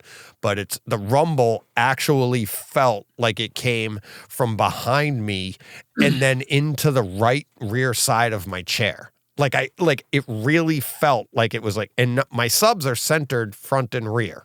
I have dual SVS PB 2000s centered. But this bass, and it's all a trick. It's the way they manipulate the speed. And it's like, all right, your brain's going to tell you it's coming from here. But it was awesome. So that's at 1 hour, 43 minutes, 35 seconds. You could check that out. But lots of fun. If I have to tell you to leave your brain at the door, then, it's, but it was just so much fun. So much fun. I bought all three at once years ago when they came out in 4K originally. And I watched 1 and 2. And by the time I finished 2, I never got around to seeing 3. I've seen it, but not in 4K. Oh. So I'll subject myself to it at some point. I don't know really why I bought it now that I think about it, because 1 and 2 were okay. But by the time we get to 3, which is a PG, isn't it? By the time you get to 3, 1 and 2 are R-rated. 3 is a PG. And it's so PG-13. It's not PG. Yeah, well, it's the same thing, isn't it? Well, no, Bambi's PG. No. Oh yeah. So Universal, no G. Oh man, they're all different. So I don't know. I've had the disc for so long. I need to at least watch it, I suppose. So, you gotta check this out. This has got Chuck Norris in it, isn't it? No. He's in 2. Is that number 2? No. Oh, okay. All right. 2's got Chuck. This one's got Mel. Yeah. Jordan, not a fan of Expendables 4. He said, it bombed. Too. Let's just say Expendables 3. Well, I already bought it. I haven't seen it. I pre-bought it on Kaleidescape. So Expendables 3 is no longer the worst film in the franchise for me now. That's what Jordan's saying. I would probably agree with you. I probably will agree with you, but I'm probably still going to love every minute of it because it's just, it's just, and I don't even feel guilty about it. It's just so much fun. It's like, what were you looking for? Gandhi? Yeah, but Jordan loves everything. Oh no! So if he's saying it's bad, it's bad. So he's UK DJ. Jordan is. He's a UK DJ. Yeah, UK DJ. Yeah, Jordan loves all the stuff. So if he's saying it's bad, that's bad. Oh. Yeah. So be warned. What I want to know is if he thought 3 was the worst, why go see 4? Yeah, because he probably thought it couldn't get any worse. Maybe. See? Look at me. I'm bright side and Jordan, for God's sakes. Yeah. Right. Okay. Next. We've got so many to get through. Well, I'm making the call right now. I'm moving the Carl Ellsworth ones to next week. Even though one of them was going to be the show title, and we'll do that next week, and it'll all come together. It'll all come together with his. Yeah. He's going to be on next week's Takeover Tuesday, and then we will talk about at least 2 of his movies next week.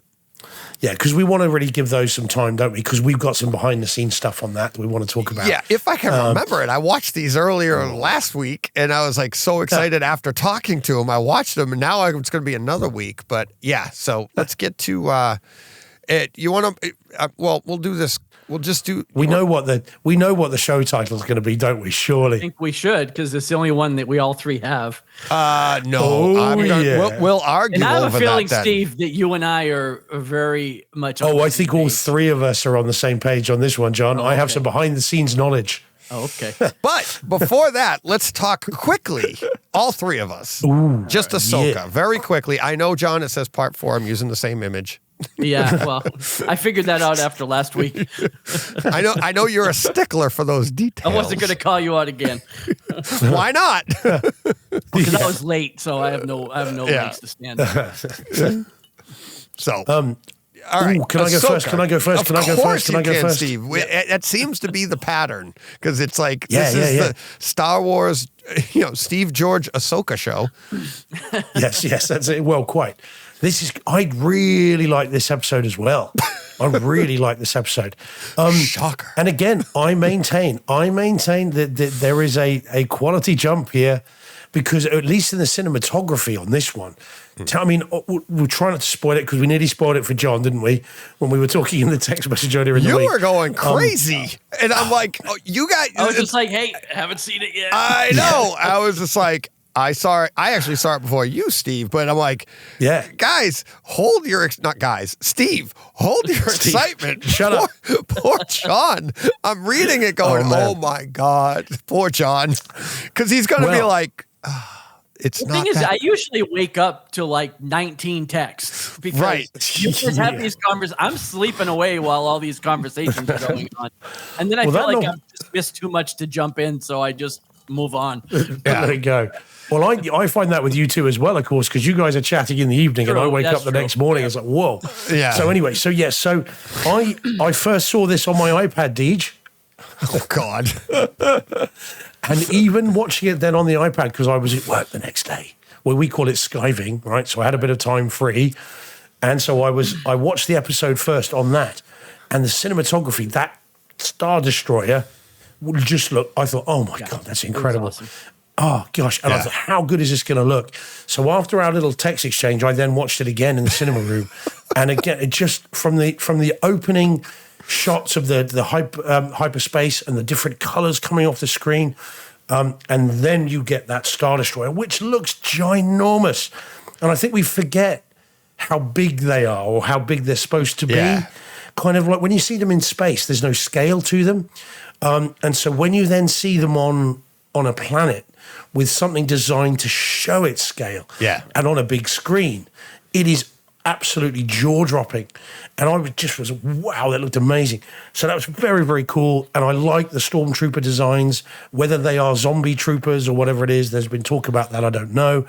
But I really like the designs on that. I like how they greet who they greet. Although, actually, that's been on social media as well. Disney have released it. Yeah, so Disney said, so Thrawn, so as he's walking through, when they're going, Thrawn, I thought that was quite cool. And I haven't seen this bit of Rebels, so that was really cool.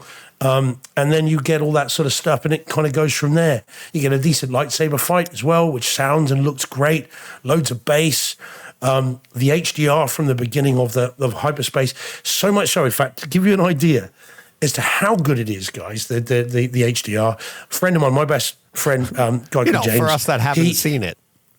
Yeah, no, I know. But to give you how, like, again, Deej, normies, right? There's reach to the normies, right? So my friend James, who loves movies, loves TV shows, knows nothing about home theatre, and is not interested in the slightest. Okay, and so he rang me the day after, so last Wednesday in the morning, and he went, Steve, I've seen Ahsoka. Have you seen it? I'm like, well, obviously, yes. And he said, the colours at the beginning, the light coming off, the hypes, oh my God, that looked amazing.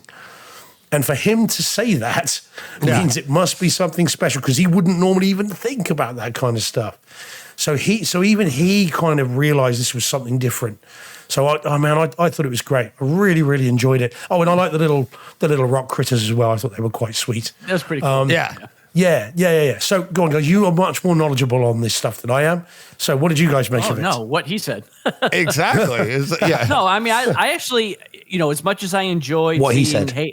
Hayden Christensen and so like all that stuff from the week before, I actually thought this was the better episode because it did much more to bring the story along, I think, than the other one. Because we'd known since the beginning that we were eventually going to meet these characters. Yes. But we weren't quite sure when. And I can't remember the name of the actor that plays Thrawn, but I thought he was cold and menacing, just like if you've seen Rebels. And like I go back to read, I read the original novels way back when, and you get an image in your mind of these, of him especially, and like it's perfect. It's a perfect representation. Well, he does the voice in the cartoon, didn't he? He's the he voice did. of the, I just can't remember. And I do know his name, but I can't think of it. But yeah, it is the voice actor. It's the animated series. It's not a cartoon. Garfield. Garfield is a cartoon. Snoopy's a cartoon. Snoopy, Scooby, that's a cartoon. Right. This is the animated series. Yeah. No, and I thought live action Ezra was just as, because now we've got everybody, well, with the exception of Kanan, who I don't believe there's a way to bring him in. We've got all Rebels now. Like we've got the whole cast into Lars Mikkelsen. They did. Yes. Didn't they already have Kanan in an episode? Is he the alien? Not in is he the big alien? Not in this. But it wasn't he in like Across the River in like Obi-Wan or something or another is he series? One of the? Is he the alien? Is he purple? As a kid, he was. Yes. He was a kid in Obi-Wan. That's right. Yeah, right. So I'd forgotten about that. Yeah. So when he was kind of sure that Order 66. I mean, I'm sure they can bring him in the same way they brought in. Well, they'd have to go back to the world between worlds, right? Yeah. And kind of bring him in that way. I just don't think with 2 episodes left, we're getting back there. And then maybe not Jeb, this season, but I think is it Jeb or Zeb? Zeb, I think. Yeah. Was in Mandalorian. Oh, that's the purple alien. Yeah. Okay, gotcha. But yeah, I don't know. I thought this was really good, and like you, Steve, like I thought we don't want to be too spoilery, right? But that scene with the Star Destroyer where they basically lower down onto the tower and walk right off of it. You're like, I didn't know that was even a thing that could happen. Yeah. Until and you really got to trust your driver. And you're watching it, and what's gonna happen as it's happening, but you're like, well, that's pretty cool. I didn't know that could be a thing. Yeah. There's some serious bass in that as well. Actually, I thought for a stream, that's bassy as that's coming down. The room's going. Yeah, it's great. Yeah, so good. Jordan, I had some. Okay, I won't talk. Sorry, Dee. Sorry, but Jordan just says in the chat, just because it's mine as well. If the series ends on a great note, Ahsoka could be my personal favorite live action Star Wars series yet. I'm pretty much there. Yeah. I think I love it. Yeah, isn't that the thing though? Like, you remember Mandalorian season 2? It was like, okay, and then ended on such a high note that we were like, that was amazing. And what a season, right? This one potentially could go completely the opposite direction. You'd be like, what an amazing. And if it ends on a weird note, you'll be like, what I did what? Kind of like a film we're going to discuss in a little while. Yeah. But yeah, no. Oh, yes. Ahsoka, like I said earlier, it's like they're doing such a good job with the imagery of this is that you forget at times that it's not the animated series.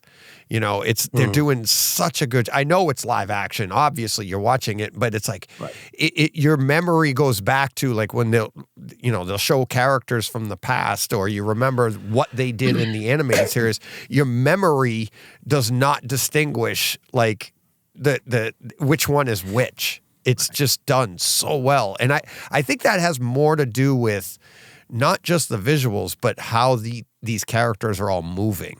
Like there was one time, Joe, when we were watching it, he was like, that character there moves exactly the way, I won't spoil it, but exactly the way that he did in the animated series, right? And you're just like, oh my God, I love, like, obviously Ahsoka is doing that with her lightsaber battles, the way she jumps, the way she, lots of, so much stuff. Her arms crossed, obviously, but it's just so good.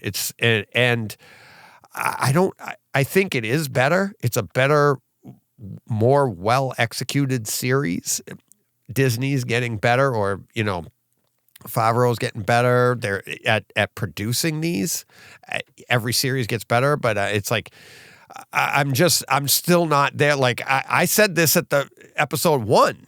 I just think, Steve, I still contend that you're just like so excited that you are enjoying it that much more, because everything you're saying, I said in episode 1. I'm like, and I agree with you. These look amazing, but it's just a very, very well done series. Yeah. They've thrown a lot of money at this as well. Filoni too. That's the thing. Like this is all Filoni. Yeah. He's written every episode. He created the character. This is his baby, right? So it can't possibly be any better than what it is, right? Whether either you love it or you don't, but there's no version of this that's going to be better, right? Because nobody knows this character better than Dave Filoni, right? So. I just think this is, and like you said, going back to the animated series versus this. They couldn't possibly have done a better job with the casting. They haven't missed in one case on any of these characters. Yeah, everybody's perfect. Everybody is, like you said, it's like they hopped right out of the animated series right onto this screen. And it's. Like when you visualize what this would be in live action, it couldn't be any better. No, and there's other, because like I'm watching The Wheel of Time. I haven't mentioned it. I talked about it last year, where it's the exact opposite, right? Like the casting is so bad in that show compared to the books, and it just really ruins the experience for me. And like this, so it can go both ways, and this could have been a big failure. Yeah. If they didn't do it right, especially with this franchise and these fans, which we are, it's like they're so sensitive to this, and that where it's like, and Dave Filoni, like you said, he invented these characters. He invented Ahsoka. He invented this entire universe that we're dealing inside the Star Wars universe, and it's not like. That just gives you a pass, because George Lucas does stuff and people are like, what is he doing? It's his stuff. Right. It's like, but they don't like it. It's George Lucas forgot how to make Star Wars. Exactly. Did he though? No. Yeah, exactly. It's like, I think the difference. You might not like it, but. Right. The difference there is you were 7 when it came out, and now you're like 47, and you're like, you got a different mindset, Right. Stephen Att saying Rosario Dawson is doing a great job with the character. Absolutely. So good. But although she was barely in that episode. Yeah, she wasn't. Yeah. Right at the beginning, and then off we go, which again is a sign of a strong show, isn't it? Yeah. Is it not, though, is there not the one huge tragedy from this show that Ray Stevenson is so good that we would not get any more of him? I could see a spin-off show of him. Yeah. Well, he's great. The character so good as well. Yeah. It's great. Like, you're right. I would love to see more of this guy, of this character explored, That's such a shame. Yeah. Yeah. So he's found a role he's born to play, more than even Titus Pullo in Rome, which is fantastic. Yeah. But this just seems so up his alley, as it were, for the expression, that it's a shame that we won't get any more. But there it is. Anyway, sorry, I see Tom's in the chat. Go on, Tom Moynihan, is he new to the chat? I think so. Is he new? So, Tom, if you're new, welcome. Welcome. And he asked, what's your screen size and viewing distance? And John, you weren't here earlier, but we did have a comment earlier that I had mentioned. Oh my God. I'll show you on the, just so John's up to speed too. Somebody mentioned, Miguel Munoz mentioned, you need to mention more your speaker layout, brands, etc., more often for the new subscribers. And and that what Tom's asking here falls right in line with that. Yeah. So what I was doing, what I suggested earlier is instead of us doing our layouts every week, is we'll do a rotation, right? So like I did mine this week, next week Steve, then you, and then I'll do mine again, and then that way we're not getting inundated with, what it is, and we could put our lists together. But we can all tell our screen sizes. Same thing. If anybody in the chat has questions, we can answer them. But I mean, mine quickly is I'm 110-inch screen, and I'm sitting about 11 feet away. 11 feet away. Sometimes I'll scooch up a little closer for those IMAX. I'll scooch up to like 10 feet away. But what are you, Steve? My screen's about 32 inches. I'm about a foot away. Oh, you mean not the one I'm on now? Right, that's okay then. Just thought I'd double check. Okay. 12.2 iPad Pro. Yeah, that's it. Yeah, it's exactly. Yeah, with said surround. Yeah, so I've got a 75-inch screen, and I sit about 8 feet from that. So it's that's. But it's not a projector. It's an LCD Sony Z9D. Mm-hmm. All right. I'm a 123-inch screen. I'm about 13 feet away. So. Yep. So we're all getting pretty much the same. Pretty much the same. Yeah. Same viewing angle. Yeah. Viewing perspective. Yeah. So. But so great questions, because we get, and I said this in Takeover Tuesday, that we get so excited about the experiences, we forget to tell even the new listeners, like, what are we experiencing this on? I mean, really, the only time we mention anything otherwise is Steve saying, I watched it on my iPad. And it's like, if you're first to the show, you're new to the show, and we're like, these donkeys are watching it on an iPad? It's like, hey, everybody. It's like, well, look, I can do my phone if we have to. I mean, that's right. I can too, but it's like, all right, John, you want to do? We'll go super quick on this because I know we're running long. There it is. Yeah, it's this is and I want to catch a killer. Yep. There we go. This was on Hulu. This was 1080p 5.1. So this was a stream. This is stars Shailene Woodley and Ben Mendelsohn. It's a new movie. I think it dropped last week. So as far as the home theater experience goes, this thing, I mean, it's a streamed movie, up mixed from 5.1 to Neural X. It's in 1080p. So it is as what you would expect it to be with those stats and being a stream. This is not the movie you're watching necessarily for a big home theater experience. Okay. But that being said, I thought this was an excellent movie. Like I really enjoyed it. As you might expect, it's you've got a killer that needs to be caught.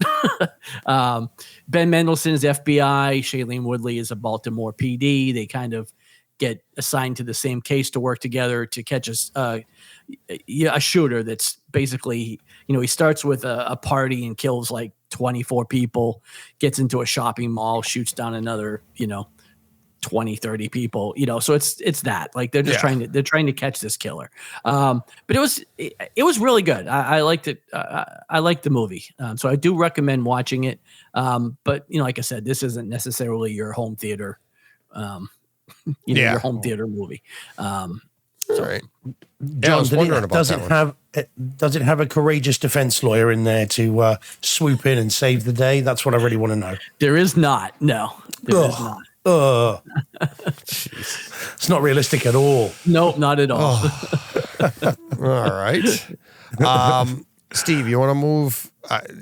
The Flash? We'll do that next week. Do you want to do that? Yeah. Go for it. Yeah, of course. Because I really... You don't have to watch anything this week, Steve. You already got next week done. Oh, me too. Man, I've got so much to watch for next week. Yeah, me too. I've got loads. We'll be right. I'll be okay till like November. But I do want to do this because it does actually play into the last one that we'll all talk about. And John, I'm surprised you didn't watch this as well. But the Continental says who? Did you watch it? I did watch it. Oh, you didn't put it in your. You didn't have it. No, I mean, I watched lots of things that weren't in. I watched all of season 4 of Sex Education too, but it's not in my notes. I mean, I watch a lot of stuff. No. Just doesn't all make it. Yeah, but I mean, you did not. I mean, this I thought was a great home theater experience. It's on Peacock. It's in 4K, and it's also it's PCM 5.1. Right. So I watched it. I actually saw it on IMDb before it came out. I saw like the stats and stuff, and it does have an Atmos track. But really? Yeah, on IMDb it says it was filmed in Atmos. So it has 2 tracks on there, and they're both Atmos under IMDb. Okay, under their technical specs. Right. So I was hopeful, but with its Peacock, I guess they're not putting out Atmos or whatever. Right. But this is a really, really good PCM. This is one of those ones where it's like, please, everybody, stop getting hung up on the codec, on the title of the codec, because our systems are so good. If you have an Atmos or an object-based system, meaning a processor that does DTS-X or Atmos, when you upmix, I more and more I keep thinking, based off of all these experiences, I think that's what we are getting. Because that's all it's, object-based is just all about the processing. So you're using that same processor to take this 5.1 mix and give it overheads and stuff. And it was so good. But before that, the picture, really, really nice. I think it could benefit from a physical release, because some of the brights weren't as bright, but it is a dim, hazy, desaturated type feel. Think like the Batman, right, John? Something like that. Yeah, it's dark. It's a dark world that they're in. Yeah. And then what was it like halfway through? Which it's episode 1, season 1. It's an hour and a half long. Yeah, it's basically 2 episodes. Yeah. And you get remember the John Wick subtitles that you get in that? Yeah, all of a sudden they showed up. I was like, that was so cool. I'm like, because they fade away differently, or they'll highlight a word in red or something. And that came in. But it is, beautiful to see. But the multi-channel, PCM 5.1 multi-channel was absolutely amazing. Great bass for streaming. I had multiple remote activations. My Harmony would light up because the bass extension was so good. Nice rumble and feel. Very dynamic mix. Music and effects moving around the room. Like the ping, ping, ping, like whatever's in the music, the higher notes were like overhead.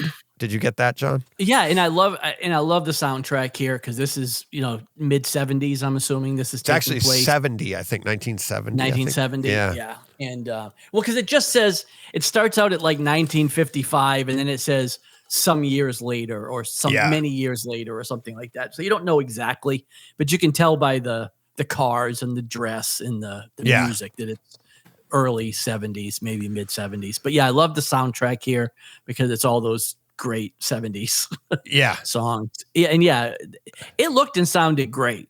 I thought the story was a little I don't know. Really? Yeah. Oh, I'm in. But I mean, I'm in. I'm gonna watch it for sure. But like I didn't think it was as good as the audio and video. I mean the presentation was great. The story I'm a little bit less. I thought it was a little slow to start, but as it went on, by the end of it, I can't wait for episode 2, which they drop on Fridays. I think it's kind of a predictable story. I see where it's going, it's a right? Bit, yeah. And but and it's one of those ones where again, there's no ultimate danger to Winston here. Because, you have a problem with that. Whenever we talk about this stuff. That he's going to show up in John Wick 1, so nothing's really going to happen to him. It's tough when they're putting all they're in all these like life and death situations, but you just know there's no real stake there for him because you haven't seen this yet, right, Steve? It's going to come out. I was put off it by a couple of very sniffy reviews, which I read earlier in the week that were saying, Oh, I read really bad reviews too. Yeah. Yeah, and I mean, don't get me wrong. I mean, I love John Wick 1, 2, 3, and 4. You know, got them all in 4K. Really like them. They're good. But I had read, as I say, a couple of reviews from sources that normally are fairly reliable to say it's not good and it's not, not a patch on John Wick, the movies. So I kind of just let it drift. So I haven't seen any of it yet. We've got it on Amazon Prime over here, as Jordan just said in the chat. Well, you might get Atmos there then. Yeah, well, yeah, I don't know. We might do. I mean, I think based on you saying, it's all right, I might, I may give it a go, but I'm not going to rush to do it. And when we've got so much great stuff out at the minute, this won't be high on my list, I don't think. Yeah. It'll be one that I'll perhaps catch down the line when it's all available.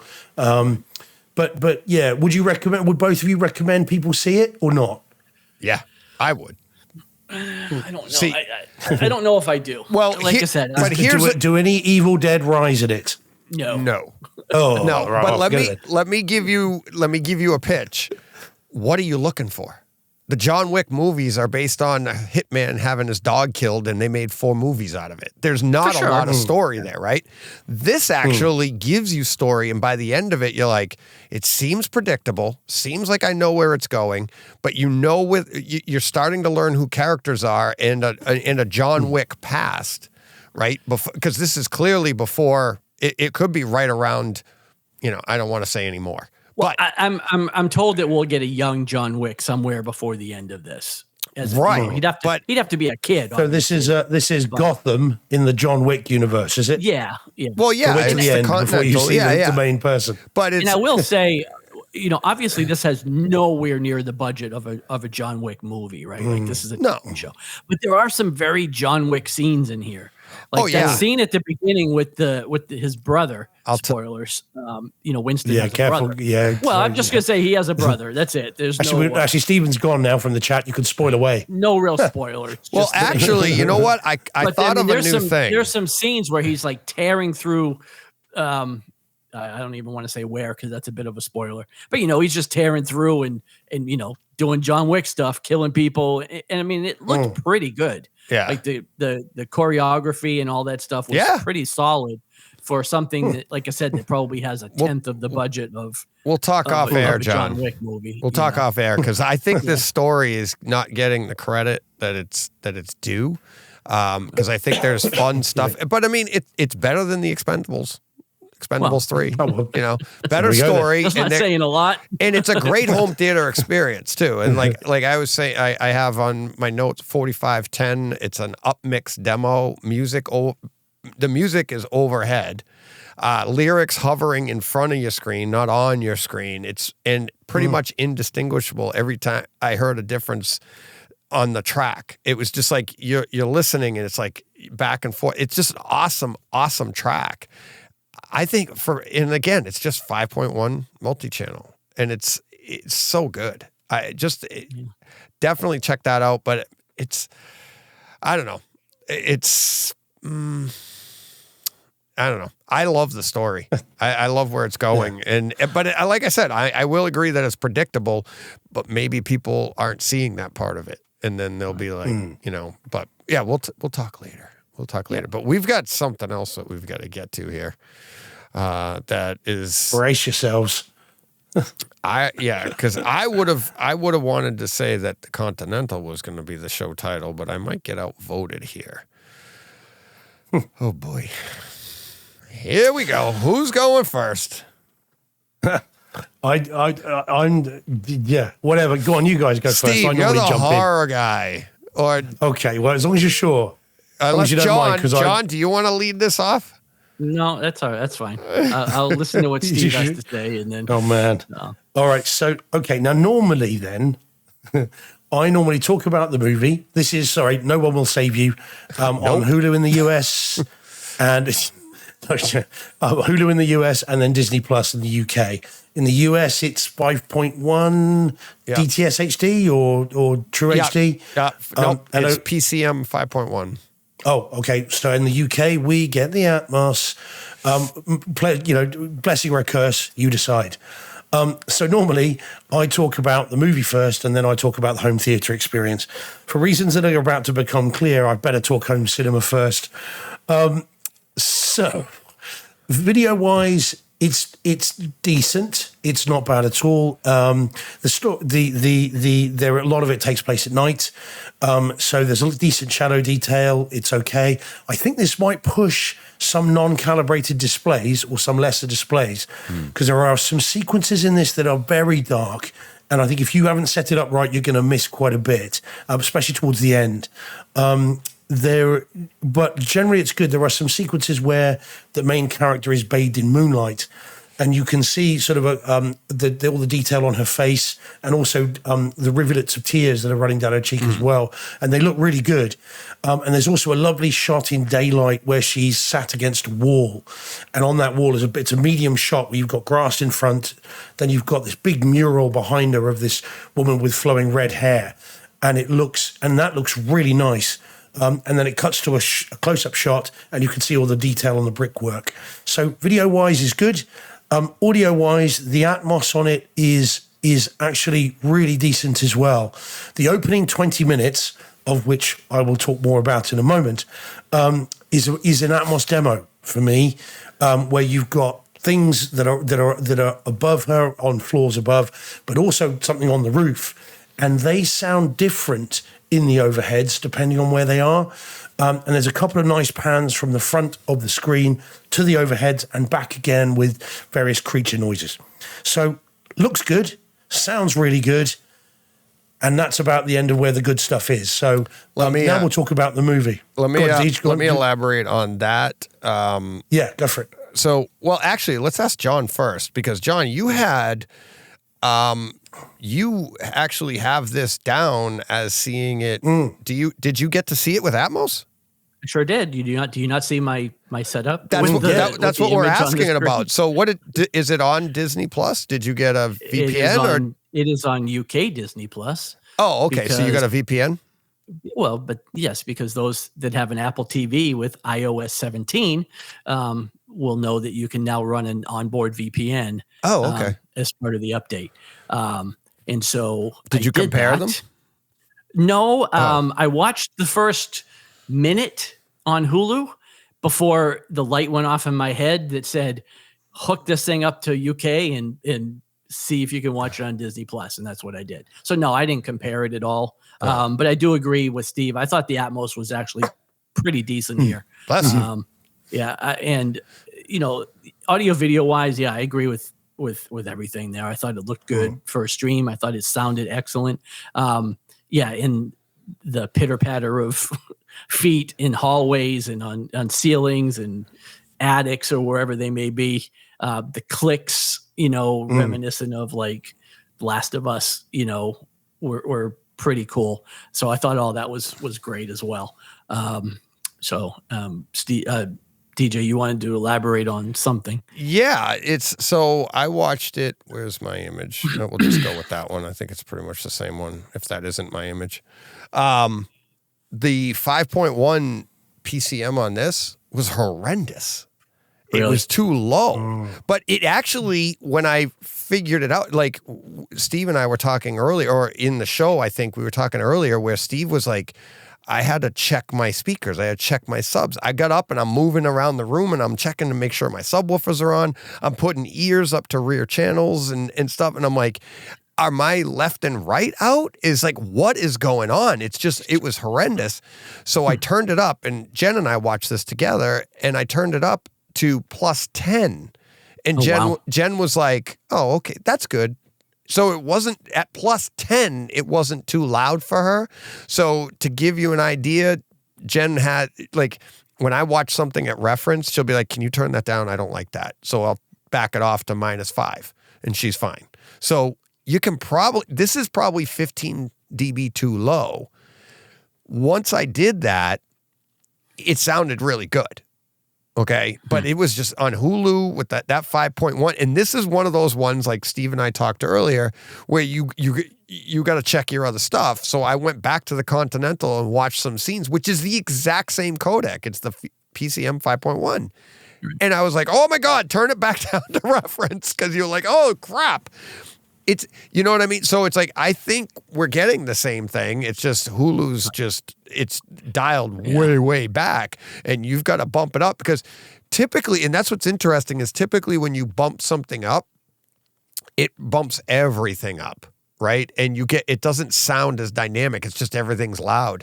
This actually did sound pretty good when you bumped it up.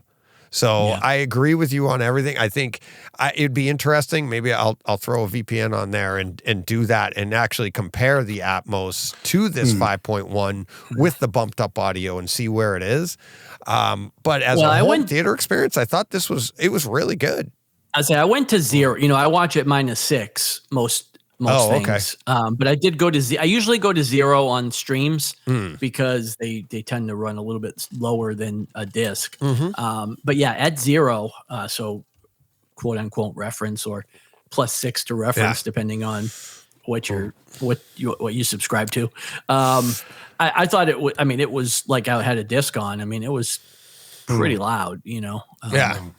So I mean, if I had gone to +15 on this, I wouldn't have been able to watch it. Oh yeah, or plus 10, It doesn't. The Atmos, the Disney Plus Atmos version, does not need bumping much more than normal. So then should we talk about the movie briefly? Yeah, absolutely. Let's get to it. Yeah, so this is DJ outro, John. This is like nothing else to say. Yeah.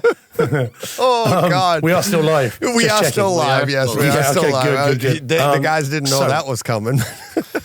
So a little bit of momentary panic. I'd like to preface this with we are the bright side. The bright side. Yeah, no, I know. This is going to be. I think this might be a first. Three-way. Not that kind of three-way. So it's gone midnight here. I saw this only because 2 people in the chat and others over the weekend suggested that I really had to see it. Otherwise, I was going to skip this because I saw the trailer, liked the trailer right up until the point where it said PG-13. And then I thought, right, I don't need to see this then. It's going to be rubbish because that's not horror to me. But people over the weekend was like, Steve, you've got to see it. Stephen King said it was original. Yep. So did and really good. Guillermo del Toro, said it's fantastic. So I thought, right, well, I've got to watch it. And I watched it, and notwithstanding how good it looked and sounded, I thought it was awful. And I found that the creatures, spoiler free, but with the CGI on the creatures was dreadful. And so unimaginative. I was kind of thinking to myself, seeing that alien. My wife said, that's the alien from the bumper stickers on. You know what my wife kept saying? Yeah. You know what my wife kept saying? And she's not like this at all. She's like, Gollum likes to do this. Gollum likes to. She kept quoting Gollum. But it's just the same design. It's the same. Yeah, well, I thought design. That what had happened is I was envisaging someone, because obviously it's a Fox movie. Disney have just we've lost John. It's a Fox movie. Disney have bought Fox, and I could see someone in the basement of Nakatomi Plaza, coming across a memory stick marked X-Files Season 1. Yeah, and sort of looking at that and thinking, right, well, tell you what, we've got an alien thing coming up. Let's just use that CG. That'll be all right. And giving it to the director, and the director going, yeah, well, we'll give it to ILM. They'll make that properly now, won't they? And these guys going, no, just use that. And that's how it kind of, I just thought it is an X-Files episode from the 90s with the 90s CG. And just, it was crazy. And what I found, and we were talking before the shows, I'll very quickly mention it as well, is that the lack of dialogue was a gimmick, which I think did not serve the story. So the bit that when she walks into the police station and is confronted by 2 people and they just go, ugh. Right. And then she looks at them and goes, ugh, and walks out was laughable. Yeah. And so, and then something in a review that I read, and I'm going to horrendously plagiarize it because it works exactly as to how I feel about it. It's a review from RogerEbert.com, just so I'm not plagiarizing it for real. Is that the person says it is affected by its lack of narrative context. Yeah, well, quite poor, yeah. The lack of narrative context. So the story doesn't flow and make any sense. And so it would to me, it felt like it was hiding a lack of imagination and understanding. So so with the terrible CGI, the story making no sense, and this is all before you get to that ending. It was dreadful. And I said to Deej before the show, I was counting the minutes until it ended on my phone. It was like, 10 minutes, 5 minutes, 3 minutes, 2 minutes. Oh, thank God for that. It's over. And it was only an hour and a half long. It felt like about 2. Yeah. And I just kept asking myself, what do the aliens want? Yeah, well, we never know. What do they want? Yeah. Like, right. Why are they here? What do they want? Like, and we don't know at the end of the movie any more than we did at the beginning of the movie. Are they here for our resources? Are they trying to take us over? Are they like, what do they want? And like, do they want to kill her or do they not want to kill her? Because they're very aggressive towards her. Yeah.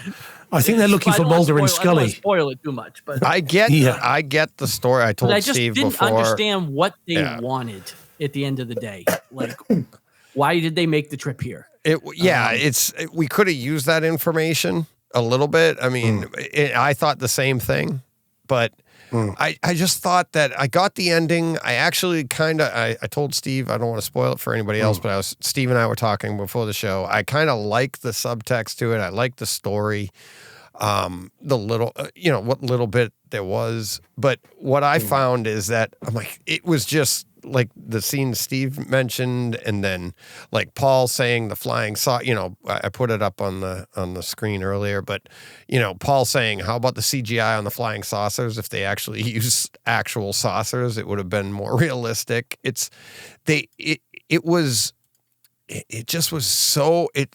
took such a long time to get to the end and tell this part of the story that it was like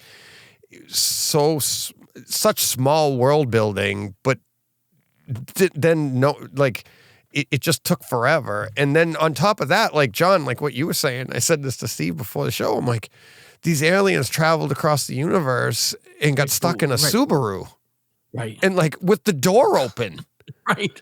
Like what the hell? Like they don't know what fire is. They don't know, like, I mean, it was literally like that scene in the Subaru was like, how do you trap a monkey? You put the banana inside the cage and it won't let go. It's like literally is what it was. And you're like, but these are supposed to be smarter beings that can travel across the universe, but then get stuck in a 2004 Subaru. Yeah. And Mark says in the chat saying, I think it's supposed to be more creepy than horror because it deals with the unknown. It's hard to be creepy when you're laughing.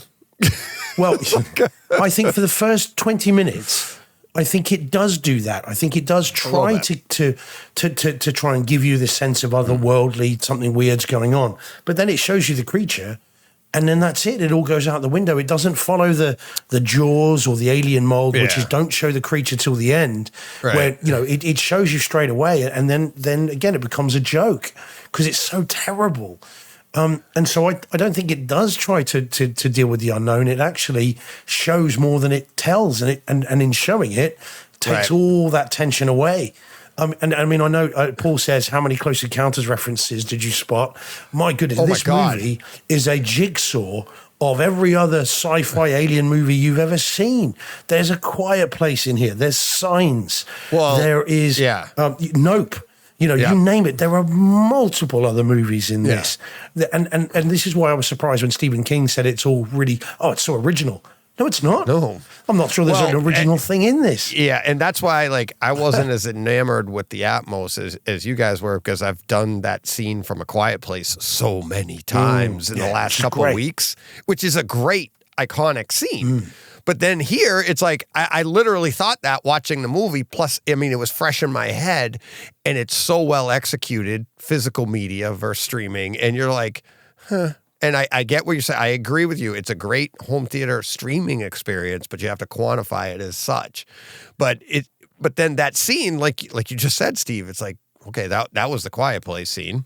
It's like, I mean, literally the scene, the clicking, the everything. You're like, come on. All the way through. I mean, when there's a thing where she's walking away from the bus and there's something walking behind her, and I'm thinking, oh, that's from It Follows. I only reviewed that last week. I really enjoyed that. Oh, I think I'd rather be watching that. No. And it's all the way through. The whole movie just seems to be made up, a jigsaw of other films. Right. And when all those films are better, like Signs and everything else, you're thinking, I'd rather be watching those. Here's the other thing, Mark, and we went through this with Evil Dead Rise. DJ, you need it explained to you. That's not a good sign for a movie. But here's the funny thing, Mark. Well, which he says. I got this one. Here. Right. No, I said you shouldn't have to, LOL, but it makes more sense. But here's the thing. I got the movie. I actually explained it to my wife. I understood the movie. Then I went and looked up and went, okay, I'm on the right track. I understood it. It just took way too long for us to get there. And it was the lack of dialogue, I think, really hurt them. They went for something, and I think that's what Stephen King's going for. I think that's what they're trying to be a little bit more artsy. And I get it. Hey, try it. You know, I don't blame you for trying.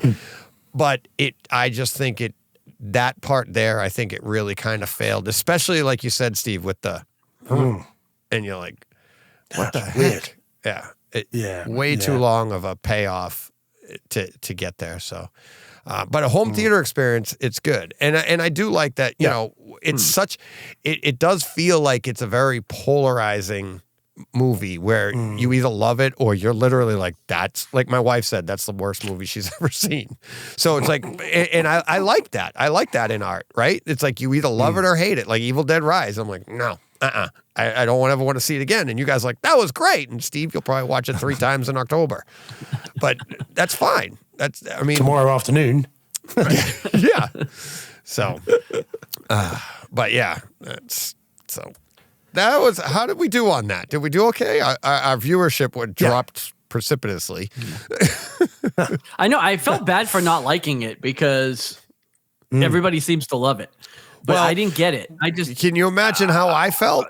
I'm like, here we go again. And I was saying to Jen the entire time, because when we saw it, you guys hadn't seen it yet. And I was like, I can't bring this up. I can't do that. I can't bring it up on the show. And then Steve added the picture, I think. And then John added the picture. And I was like, here we go. I'm dead.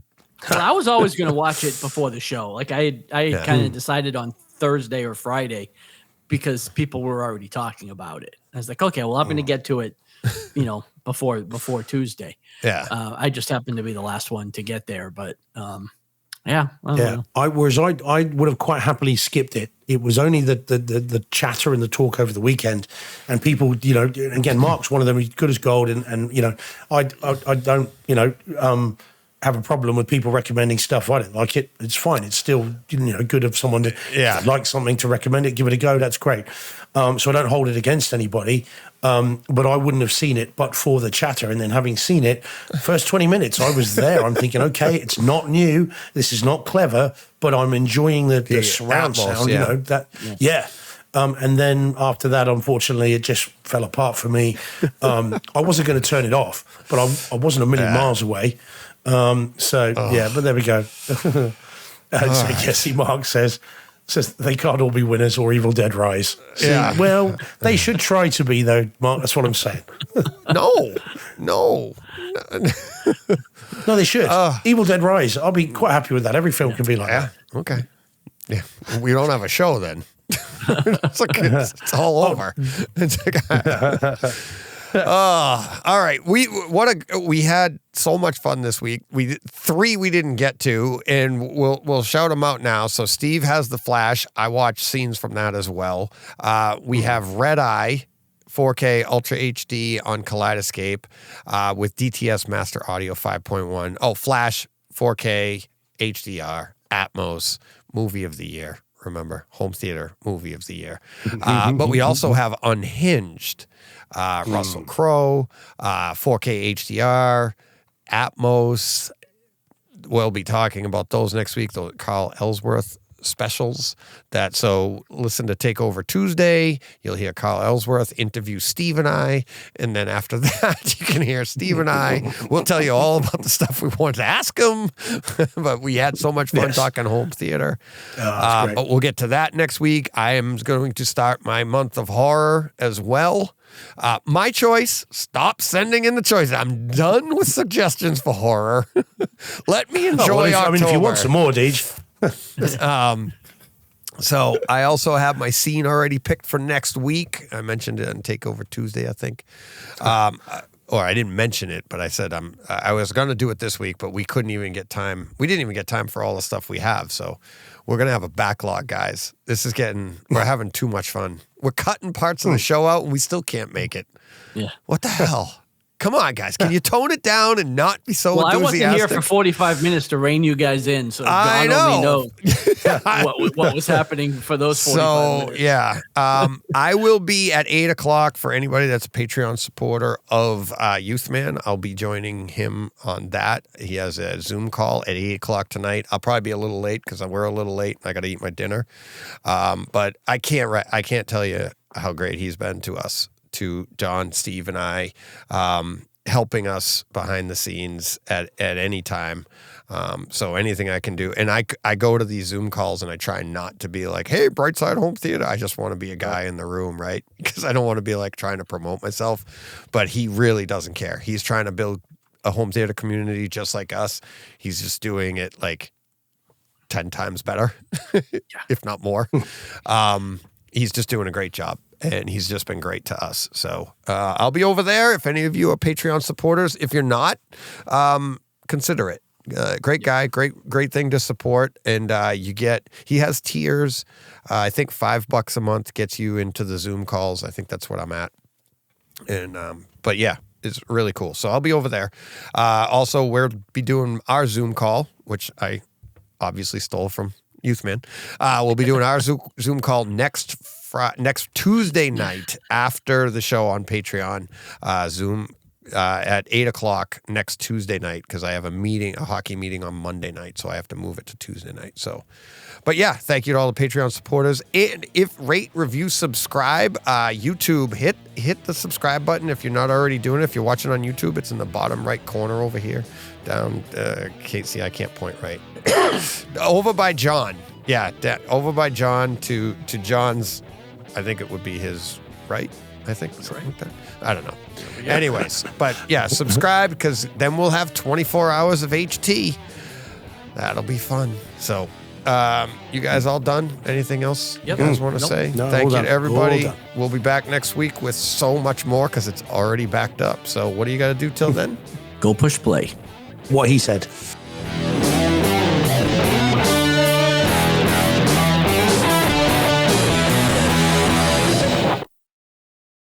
Hey, Fred. This has been a Hey Fred production with theme music by Jeff Bernhardt and Throne Vault Productions.